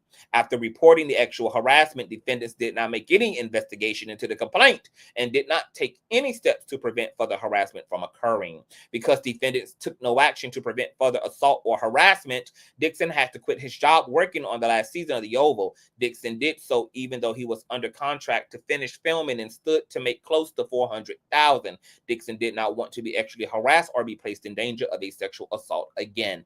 Defendant then retaliated against Dixon. Defendant told Dixon that if he quit and told the other actors why he quit, he would be in breach of his contract. Defendants told Dixon that the only way out was to portray his departure from the show as a medical leave due to the emotional distress caused by the actual harassment. The leave of absence was to be paid medical leave. Instead, defendant made the leave of absence unpaid and therefore terminated plaintiff's employment, causing Dixon additional loss of income and insult. Jesus! They're suing girl for the first cause of action, quid pro quo sexual harassment. Second cause of action, work environment harassment. Third cause of action, California Civil Code, sexual harassment in defiant relationship. Fourth cause of action, workplace gender violence in violation of California civil law. Fifth cause of action, violation of the Ban Act in violation of California civil law. Sixth cause of action, civil code, sexual battery. Seventh cause, sexual assault. Eighth cause, negligent hiring, supervision, or retention of an employee. Ninth cause of action, intentional infliction of emotional distress. 10th cause of action, retaliation. Run those likes up. Prayers for relief. Plaintiff prays for judgment as follows: for special general punitive and compensatory damages according to proof at trial, for reasonable attorney fees, expert witness fees, and other litigation expenses pursuant to law, for injunctive relief where the court deems appropriate, for all other relief the court deems appropriate and just, for a total amount of damage, including punitive damages of $260 million motherfucking dollars, signed and sealed by Derek Dixon. Girl, this is a hot motherfucking mess. Derek threw enough in there to let Perry Ass know that he got evidence and facts. Also let him know that he probably more than likely has a copy and proof that he reported this actual harassment to the proper boards, and that he also confided in other people in his intimate circle about what he was dealing with Tyler Perry, to let Tyler Perry know, baby, that he's going to have corroborating witnesses as well, bitch. And they did bring Mr. Keys into the goddamn equation. So we're going to revisit Christian Keys here for all of you who may have forgotten the eerily similar details of Christian Key's allegations against an alleged anonymous Black billionaire, director, producer, etc. Now, here's the thing before I let this play.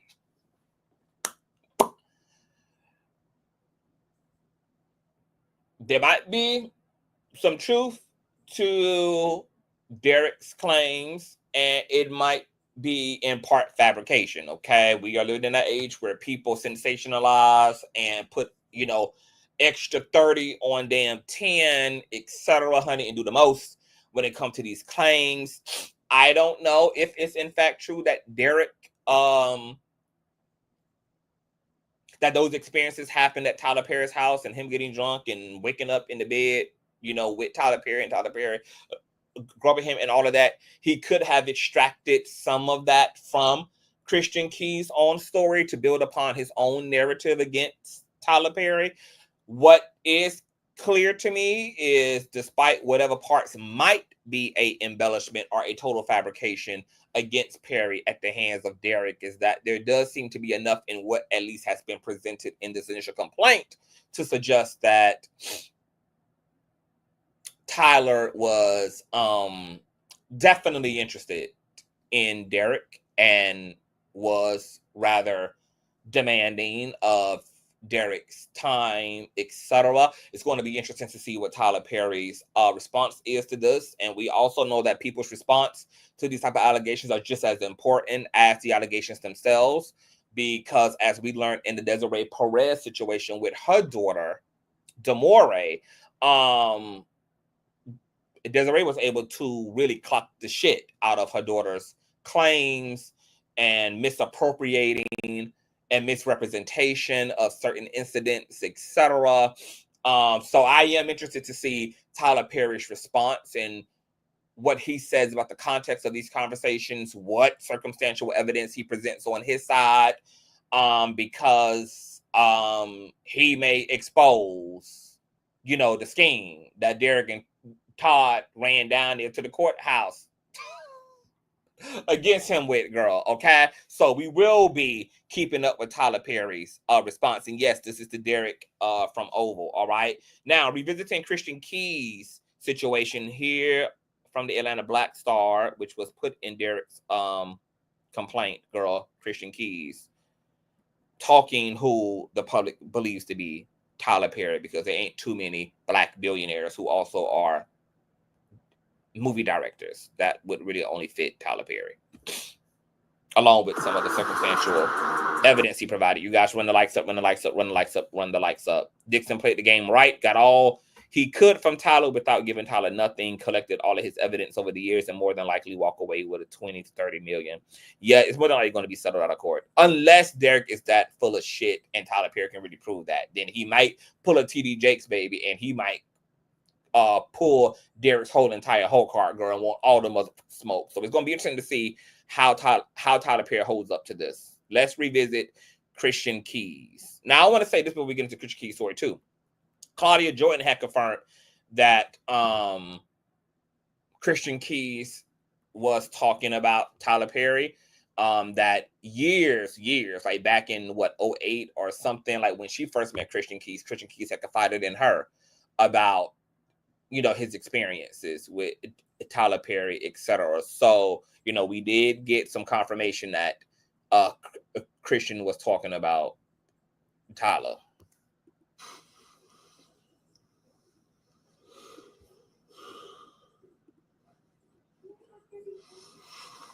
Let me cut the TV back.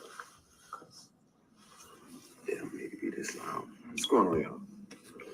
I want to talk to you about some stuff. And it's been on my heart, so I want to speak on it. All right. Good evening. Hope everybody's doing amazing.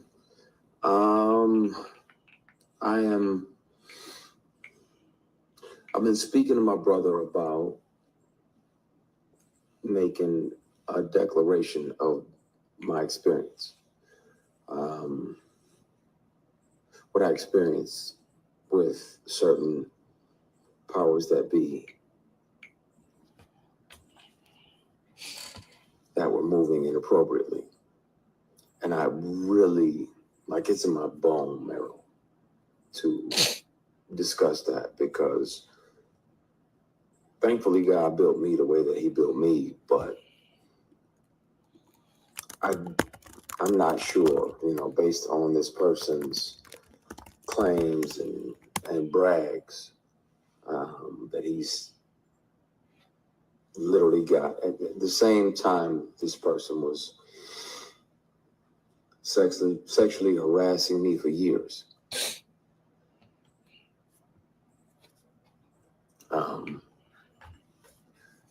He was claiming, you know, that he had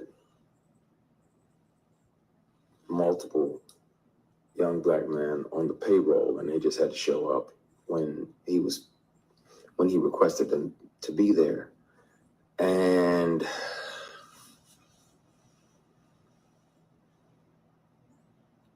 clearly that's why it felt to him that it was okay to say these things. And I want to have these discussions. I want to be transparent with y'all about that. I've done my best to forgive this person, but it happens. It happens. It's not just women that have to deal with it, but it's also men sometimes. And it'll be men tempting men. And that's why a lot of my posts over the last few years have been about taking the scenic route, you know, taking the long way around, because if that means that you can carry your integrity with you, then, and it's 11:11. Thank you, Heavenly Father, for another opportunity to connect with you. Please forgive my sins, my shortcomings, my bad decisions, and my mistakes. Please continue to guide and protect us as only you can. Everybody that's watching, it's not a presentation. If I see 11:11, I try to have another conversation with God. So thank you, Heavenly Father. I appreciate you. We love you. We thank you. In Jesus Christ's name we pray, amen. That's interesting. But there are people that will and have and will continue to, unfortunately,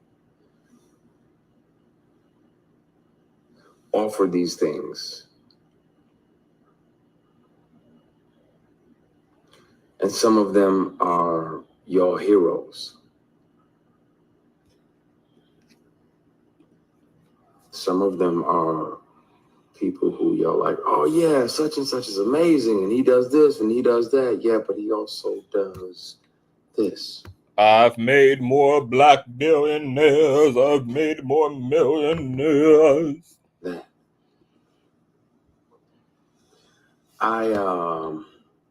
And to Christian Key's point, two things can always be true at the same time. Most people are a conglomerate of good and bad. Most people are a conglomerate of their healed self and then their trauma self. And because there's a lot of people not fully healed in the world, because most people are not fully healed, most people are a walking dichotomy. They are a mixture of their wellness and a mixture of their undealt with trauma. At some point soon, it's going to have to come out. I've kept one of these on me since 2005.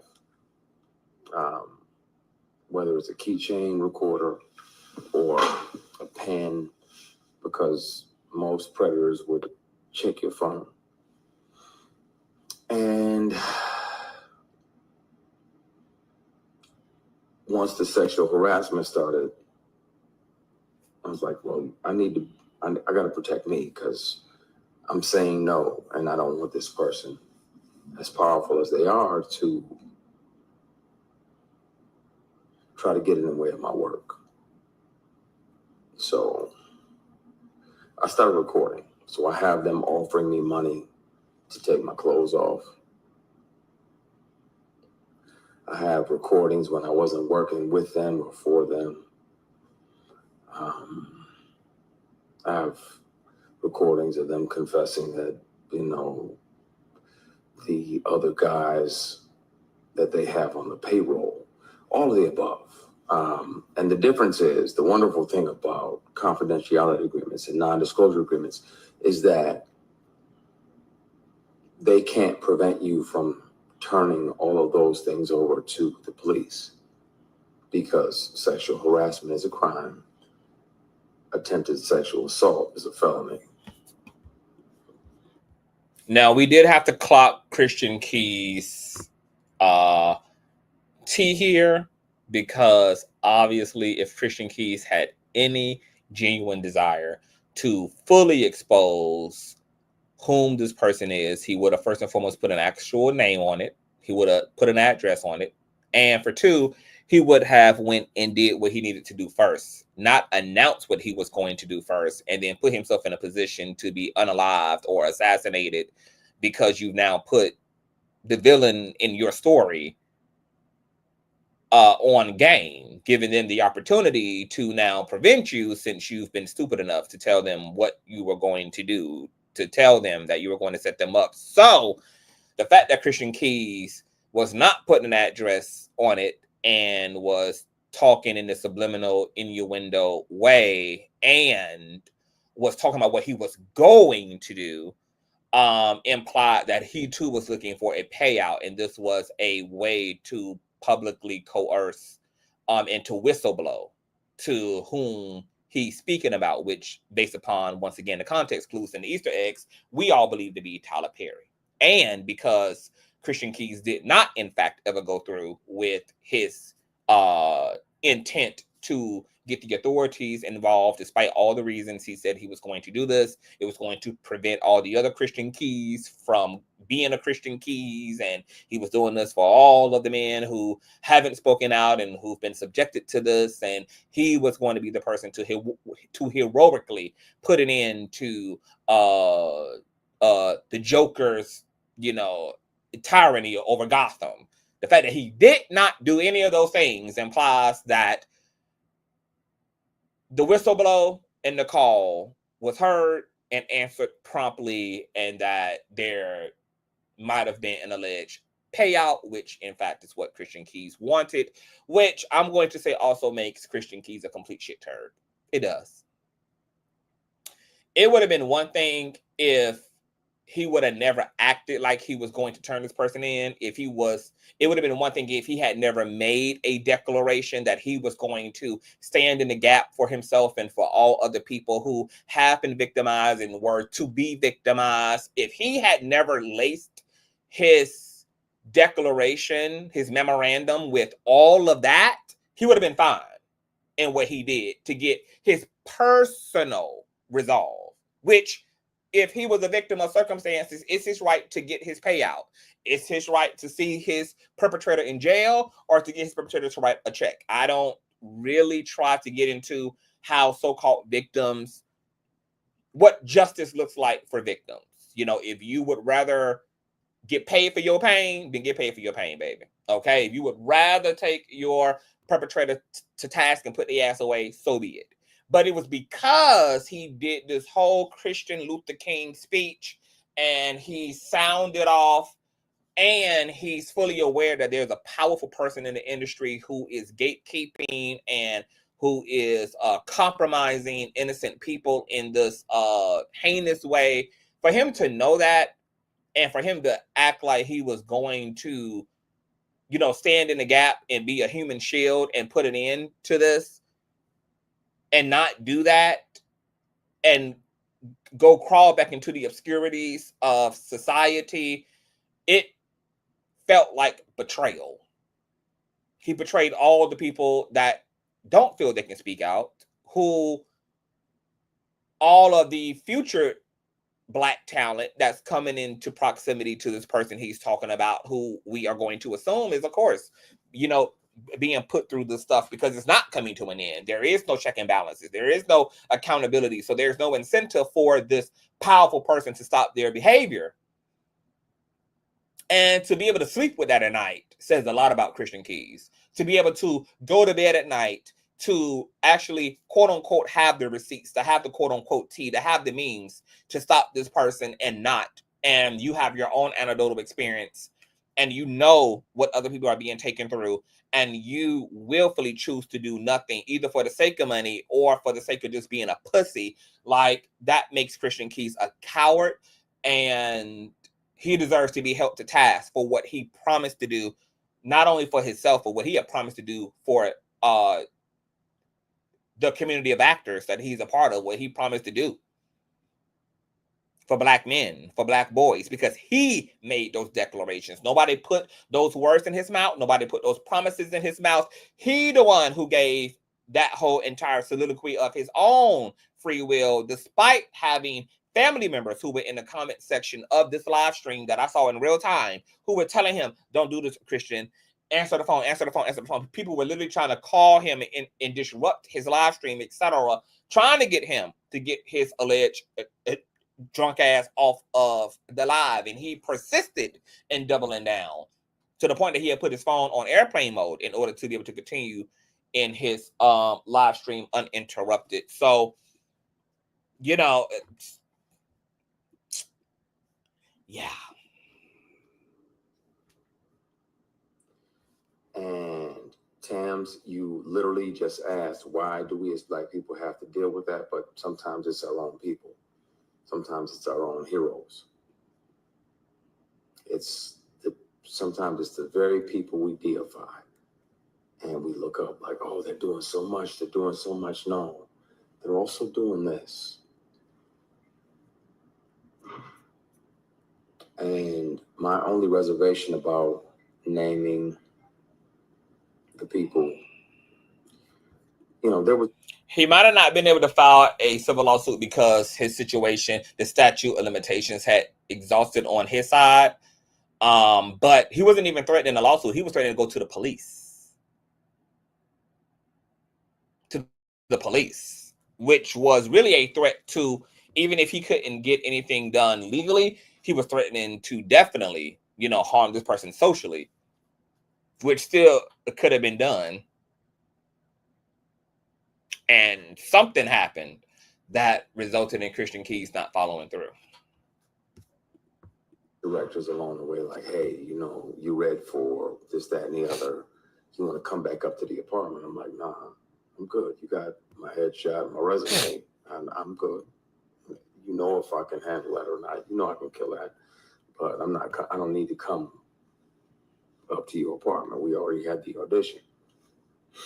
There's other people that part can. Keys got the keys, baby. And the hard ass. Everything. Shot. Like, nah, not yet. I want to tell it on the mountain, over the hills, and everywhere. Tell it then. You bold, you bad, tell it. You light skin. Speak on it. And speak on it. Speak on it, delicious. They don't even have to believe me. Hopefully they would, but even if they don't, they can hear this person. Since Christian Keys had no real intention, because he, according to him, is not even in a position to just have a testimony. He accordingly got the facts on all of these damn psychic pencils and pens that he got with all this recorded data, who people clocked as well and said that this wasn't even commercially available technology at the time that Christian Keys alleged these incidences and meetings. This technology was available, but it wasn't like commercially available like it is now, on Amazon and all of that kind of stuff. So people was clocking that, even the box of technological pens he showed, that these were rather new products. So I don't really, he could have just played the recordings. According to him, he's sitting on it. So, my whole thing, my personal approach to stuff like this, when I'm in these people's positions, I'm never going to ask y'all to take my word for stuff I got proof about. I'm just going to run the proof. That's how I do. Because, baby, this ain't the Reading Rainbow, and I'm not LeVar Burton, baby. You ain't got to take my word for it, honey. Run the receipts, if receipts are available to be ran.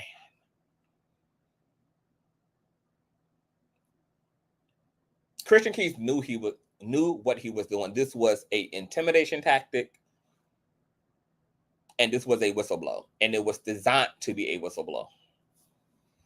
I got these recordings. I got this proof. I've got all that stuff. I'm running to the police. I'm ready to tell it all. And doing none of the above.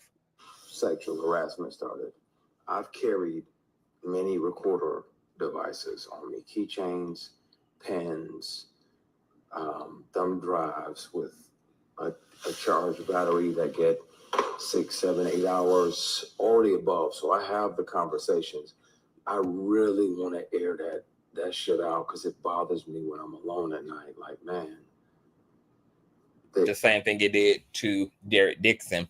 And to Camille's point, this lawsuit is about to bring them all out. I have been hearing stories. Yeah, we've all been hearing stories over the years. We've heard stories. There have been actors who have spoken about Tyler Perry allegedly trying to physically sexually assault them and grabbing them by the dicks and them having to punch his damn lights out. The Christian Keys thing. We have ex-models who, came forward and spoke about how Tyler Perry would, like, very like, and all these men had a similar aesthetic, like well-built, Herculean-built men, commercially attractive, almost corn star-built men. And how he would outsource for these men. If he found them, he would act like he had a role for them and wanted to fly them out. And then they would speak about how Tyler Perry, like drivers, would pick them up from the airport to take them to their hotel to get prepped for this alleged business meeting with Tyler Perry, only for the driver to try to like be inappropriate with them, asking them very personal questions about if they're in a relationship, about their sexual orientation. And depending on how they answered those questions would determine if they made it to that actual meeting. And this particular model and male talent who told the story said that he pretty much like found it weird that Tyler's driver was like asking him, all these questions on the way to the hotel, and he was kind of like confused about, the personalness and intimacy of the questioning. And he was straight, and he let it be known that he was straight and into women. And he said by the time he got to his hotel room, he got a phone call, from one of Tyler Perry's associates saying that, the business meeting had been called off. Tyler Perry would be in touch. Something came up, etc., and his ass was sent back home. So we've heard, this type of weird shit around Tyler Perry's name. And then there's the whole thing about Tyler Perry hijacking Medea, off of the backs of another queer person, Miss Sophia. He allegedly snatched the whole concept for Medea from her. He would come to the drag shows in the early 2000s or late 90s or whenever this was, where Miss Sophia would be doing her original rendition of Medea, which was something that she was known for locally. Tyler Perry would frequent the drag shows, would sit to the back of the gay club, observe her work, etc., would, always compliment her on her work. He would not ever allow people to take pictures of him, etc. And before you know it, he had them turned around and had them completely co-opted Medea and was doing his plays under the guise that he was homeless and living on the side of them buildings in a cardboard box, and had creatively conceived of the Medea concept, based upon the personality and mannerisms of the black women in his life. And that's how he came up with Medea, when he came up with Medea because allegedly of Miss Sophia. And years later, Tyler Perry continued to, I guess, attempt to make things right with Miss Sophia, especially after, she would let it be known, that that's her work. That's her source material.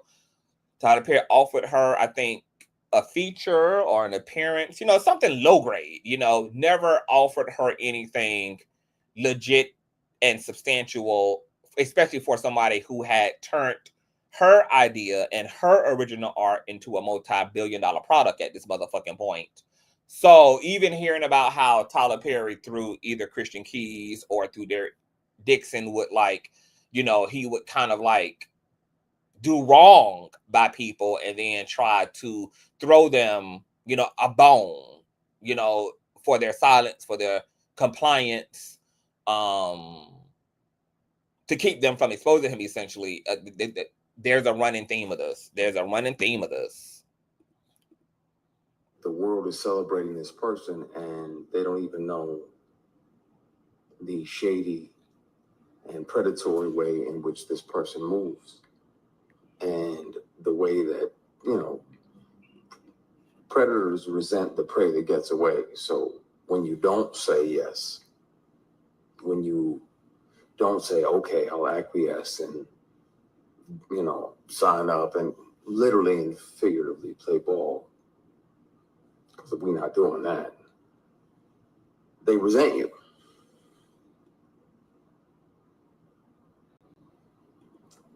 This is a conversation we're going to have, and we're going to have soon, because it bothers me in my spirit that I can forgive people. That's one thing. But yeah, Pete, we don't play ball. That's my brother in there. And he knows the real deal. He knows the who. I'm good. Somebody said, you don't look okay. I'm okay. I have peace. I'm literally strategically planning my next 8 moves. I'm good. God got me, because he was watching when I was offered these opportunities and I didn't say yes. I didn't sell my soul or my ass.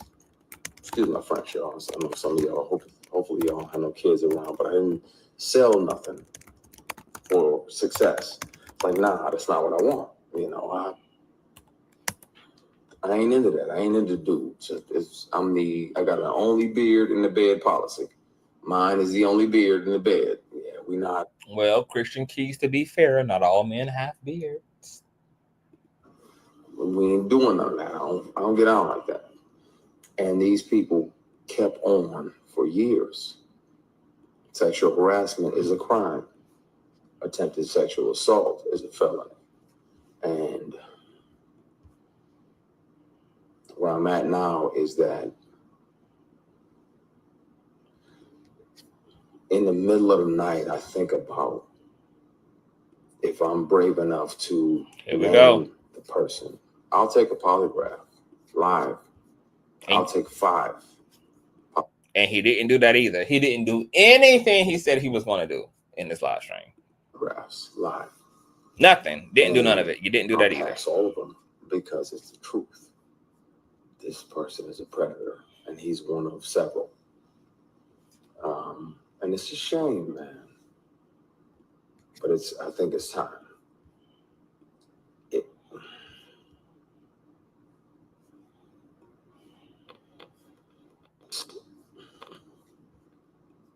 I want to. I want to say everything now. And I have proof. It's not like I'm just making false accusations. I intentionally let the statute of limitations expire. It's not about money, but I'm gonna have to take the receipts, the recordings down to the police department. And so he claims that he is so clever and so integral, which this is a line of thinking that makes no fucking sense either.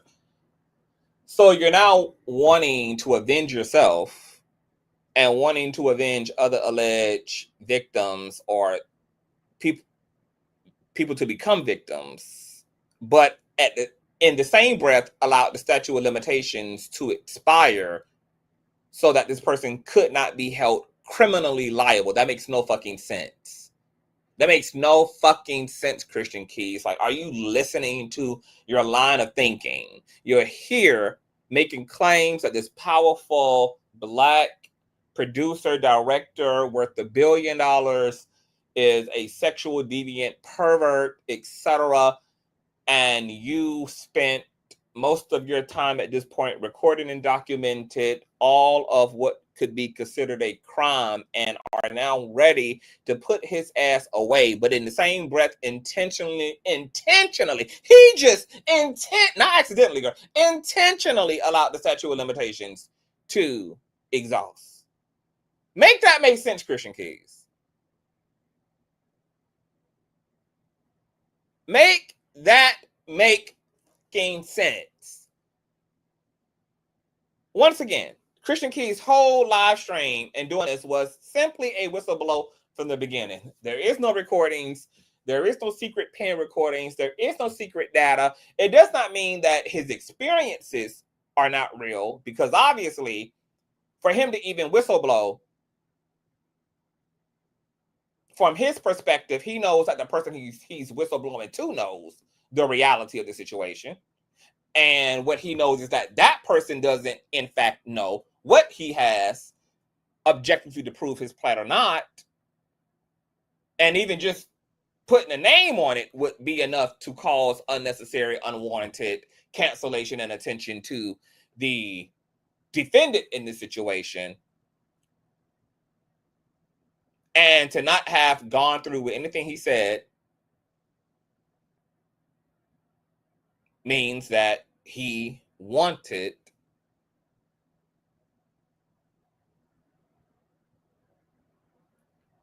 something out of this that does not result in a civil lawsuit and does not result in criminal charges against this person. And since we can see from even Christian Keys, he was given a car and all this kind of shit and different things through, the journey, and Derek Dixon, that Tyler Perry is in the business of monetarily resolving things, throwing money on his transgressions against people. So Christian Keys, knowing this, he knew that this would work, since Tyler Perry allegedly has a pathology of keeping things under wraps by just cutting those checks accordingly. And the fact that he didn't go through on none of this shit, we can only suspect that a check was cut. This individual,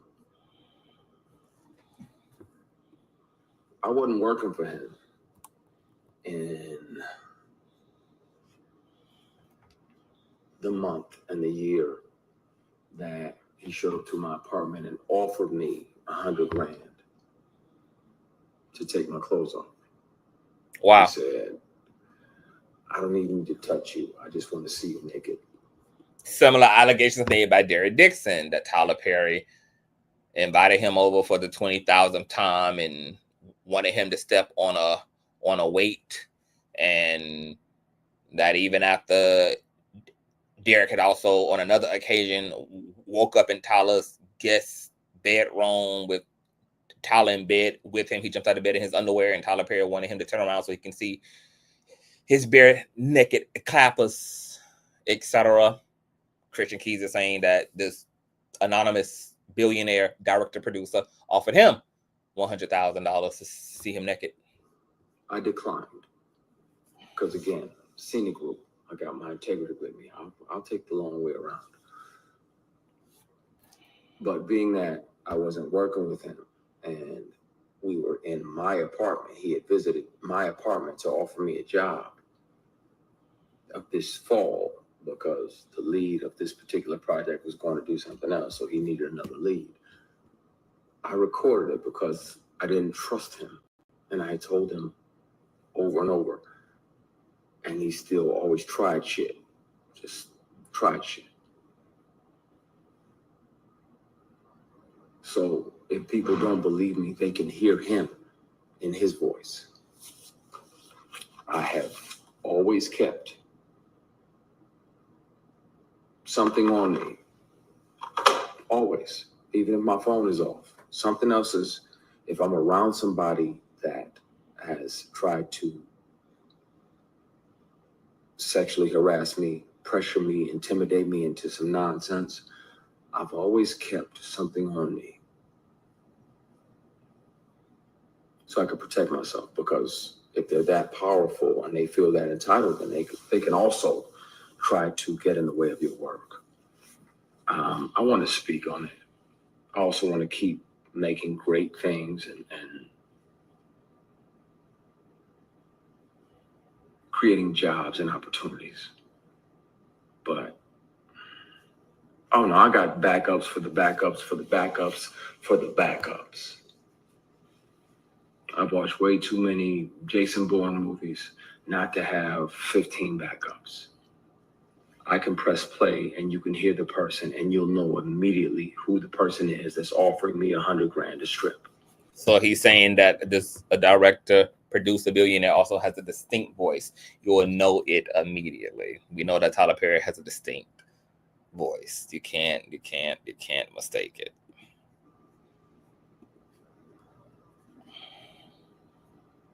You'll know right away, and it'll break your heart. I won't have to say the person's name, but I can and I will. I don't mind doing a polygraph or 3 or 5 on live TV, and I'll pass all of them because it's the truth. This industry is something else. It's wonderful, and we get to chase our dreams, and we get to live other lives. I get to be a judge or an FBI agent. I get to be a girl dad.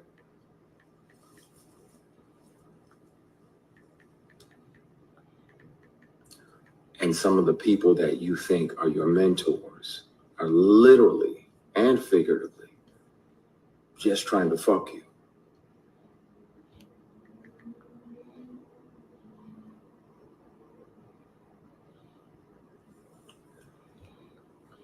I have documentation from the dealership for the car that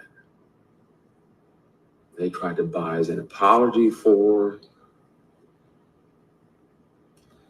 offering me $100 grand to strip. It's time. I really want to just clear the air because I'm tired. And then where I'm at now, if it still feels like that person is fucking with you just to fuck with you, just to mess with you. The industry can be wonderful. Be clear. I told y'all that YouTube.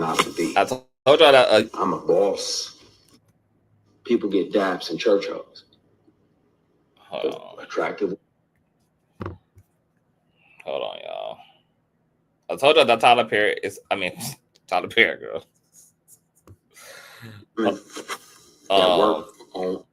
That YouTube is fucking with my shit. I know, free Karen. I know, damn YouTube, you hate us.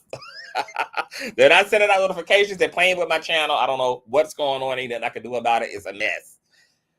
YouTube is a mess, child. Even on my show, my productions, they getting daps and church hugs. That's it. Because this person showed me how not to be when I'm in charge and when I built something and when I created something. I hear you, Purnell. I'm gonna be cool. I'm gonna dial it back. You get on my nerves because I know you're right, but it's in my fucking bone marrow, and I'm tired of this person gallivanting around doing these PR stunts. Oh, I'm gonna do this and I'm gonna do that and I'm gonna do that. Well, then speak on if you gonna have.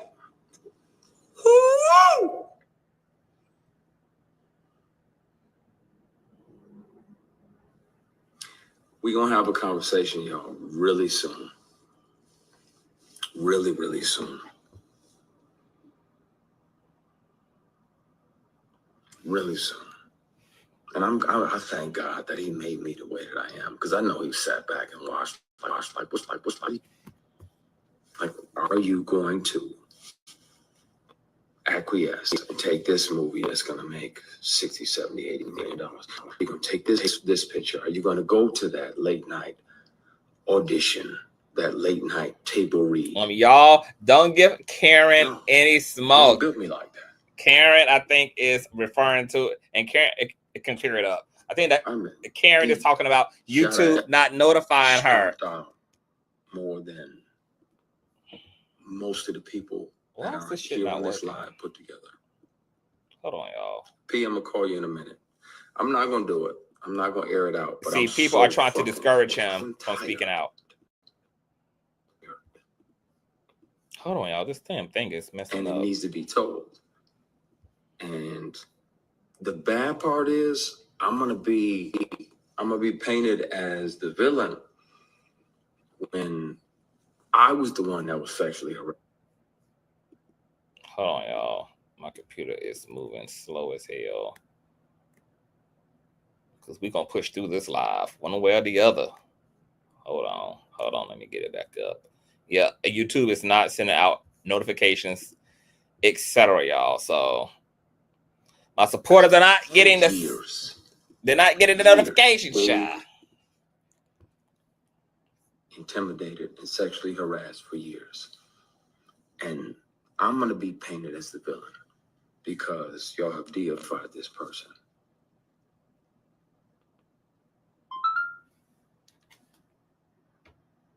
And then if a person tells you over and over, first of all, in general, you have no right to touch anybody.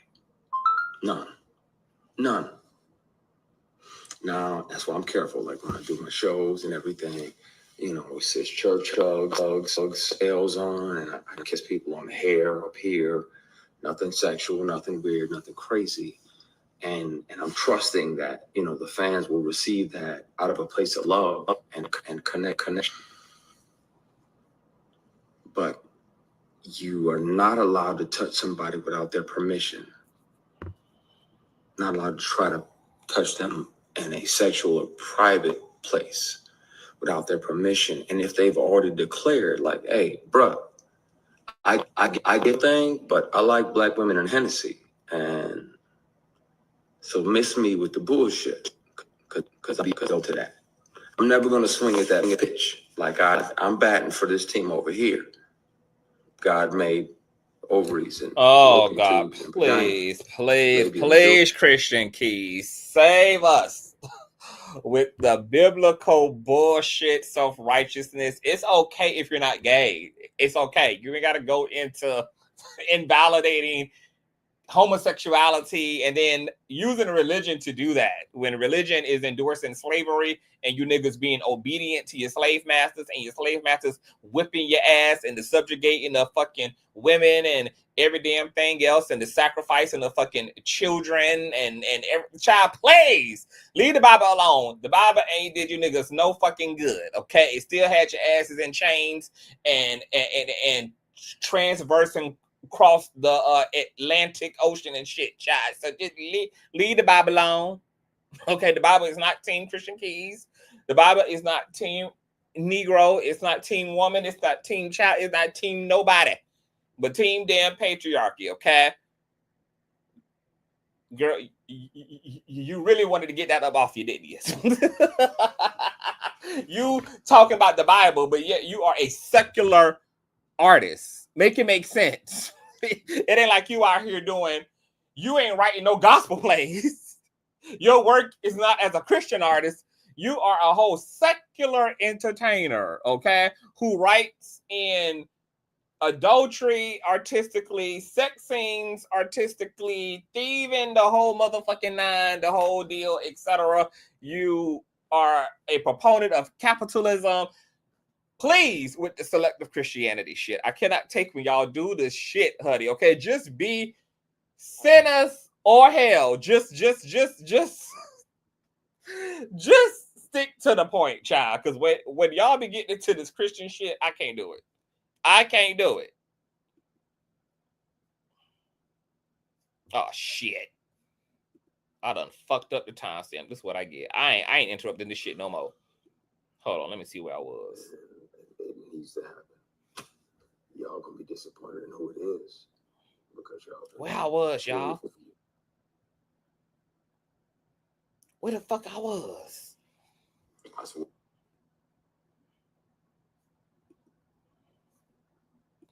I don't know why this shit is moving so damn slow.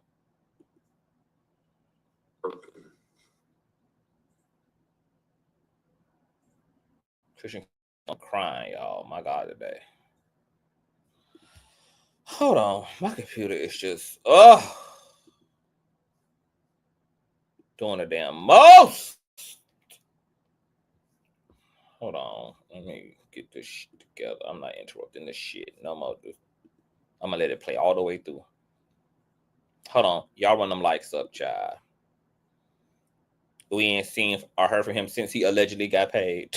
Exactly. A stunt queen and an actor, even if he ain't mainstream. Baby, y'all really are giving Christian Keystyle work, child. Hold on, y'all. I'm trying to refresh my page because Miss Atlanta Black Star is acting a damn fool today.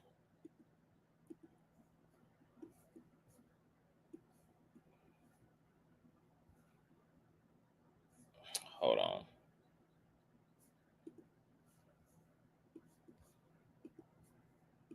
Completed. Can y'all hear me? Give me a 1 in chat if y'all can hear. Okay, hold on. Here we go. Here we go. Here we go now.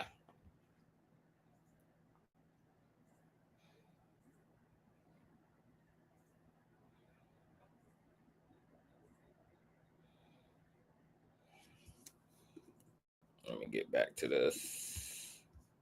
All right, y'all can hear me good. Okay, I'm just making sure because shit glitching on my end. You know what? Actually, you know what I'm gonna do? I'm gonna stop this stream, come back and revisit. We're gonna get into some Tyler Perry tea.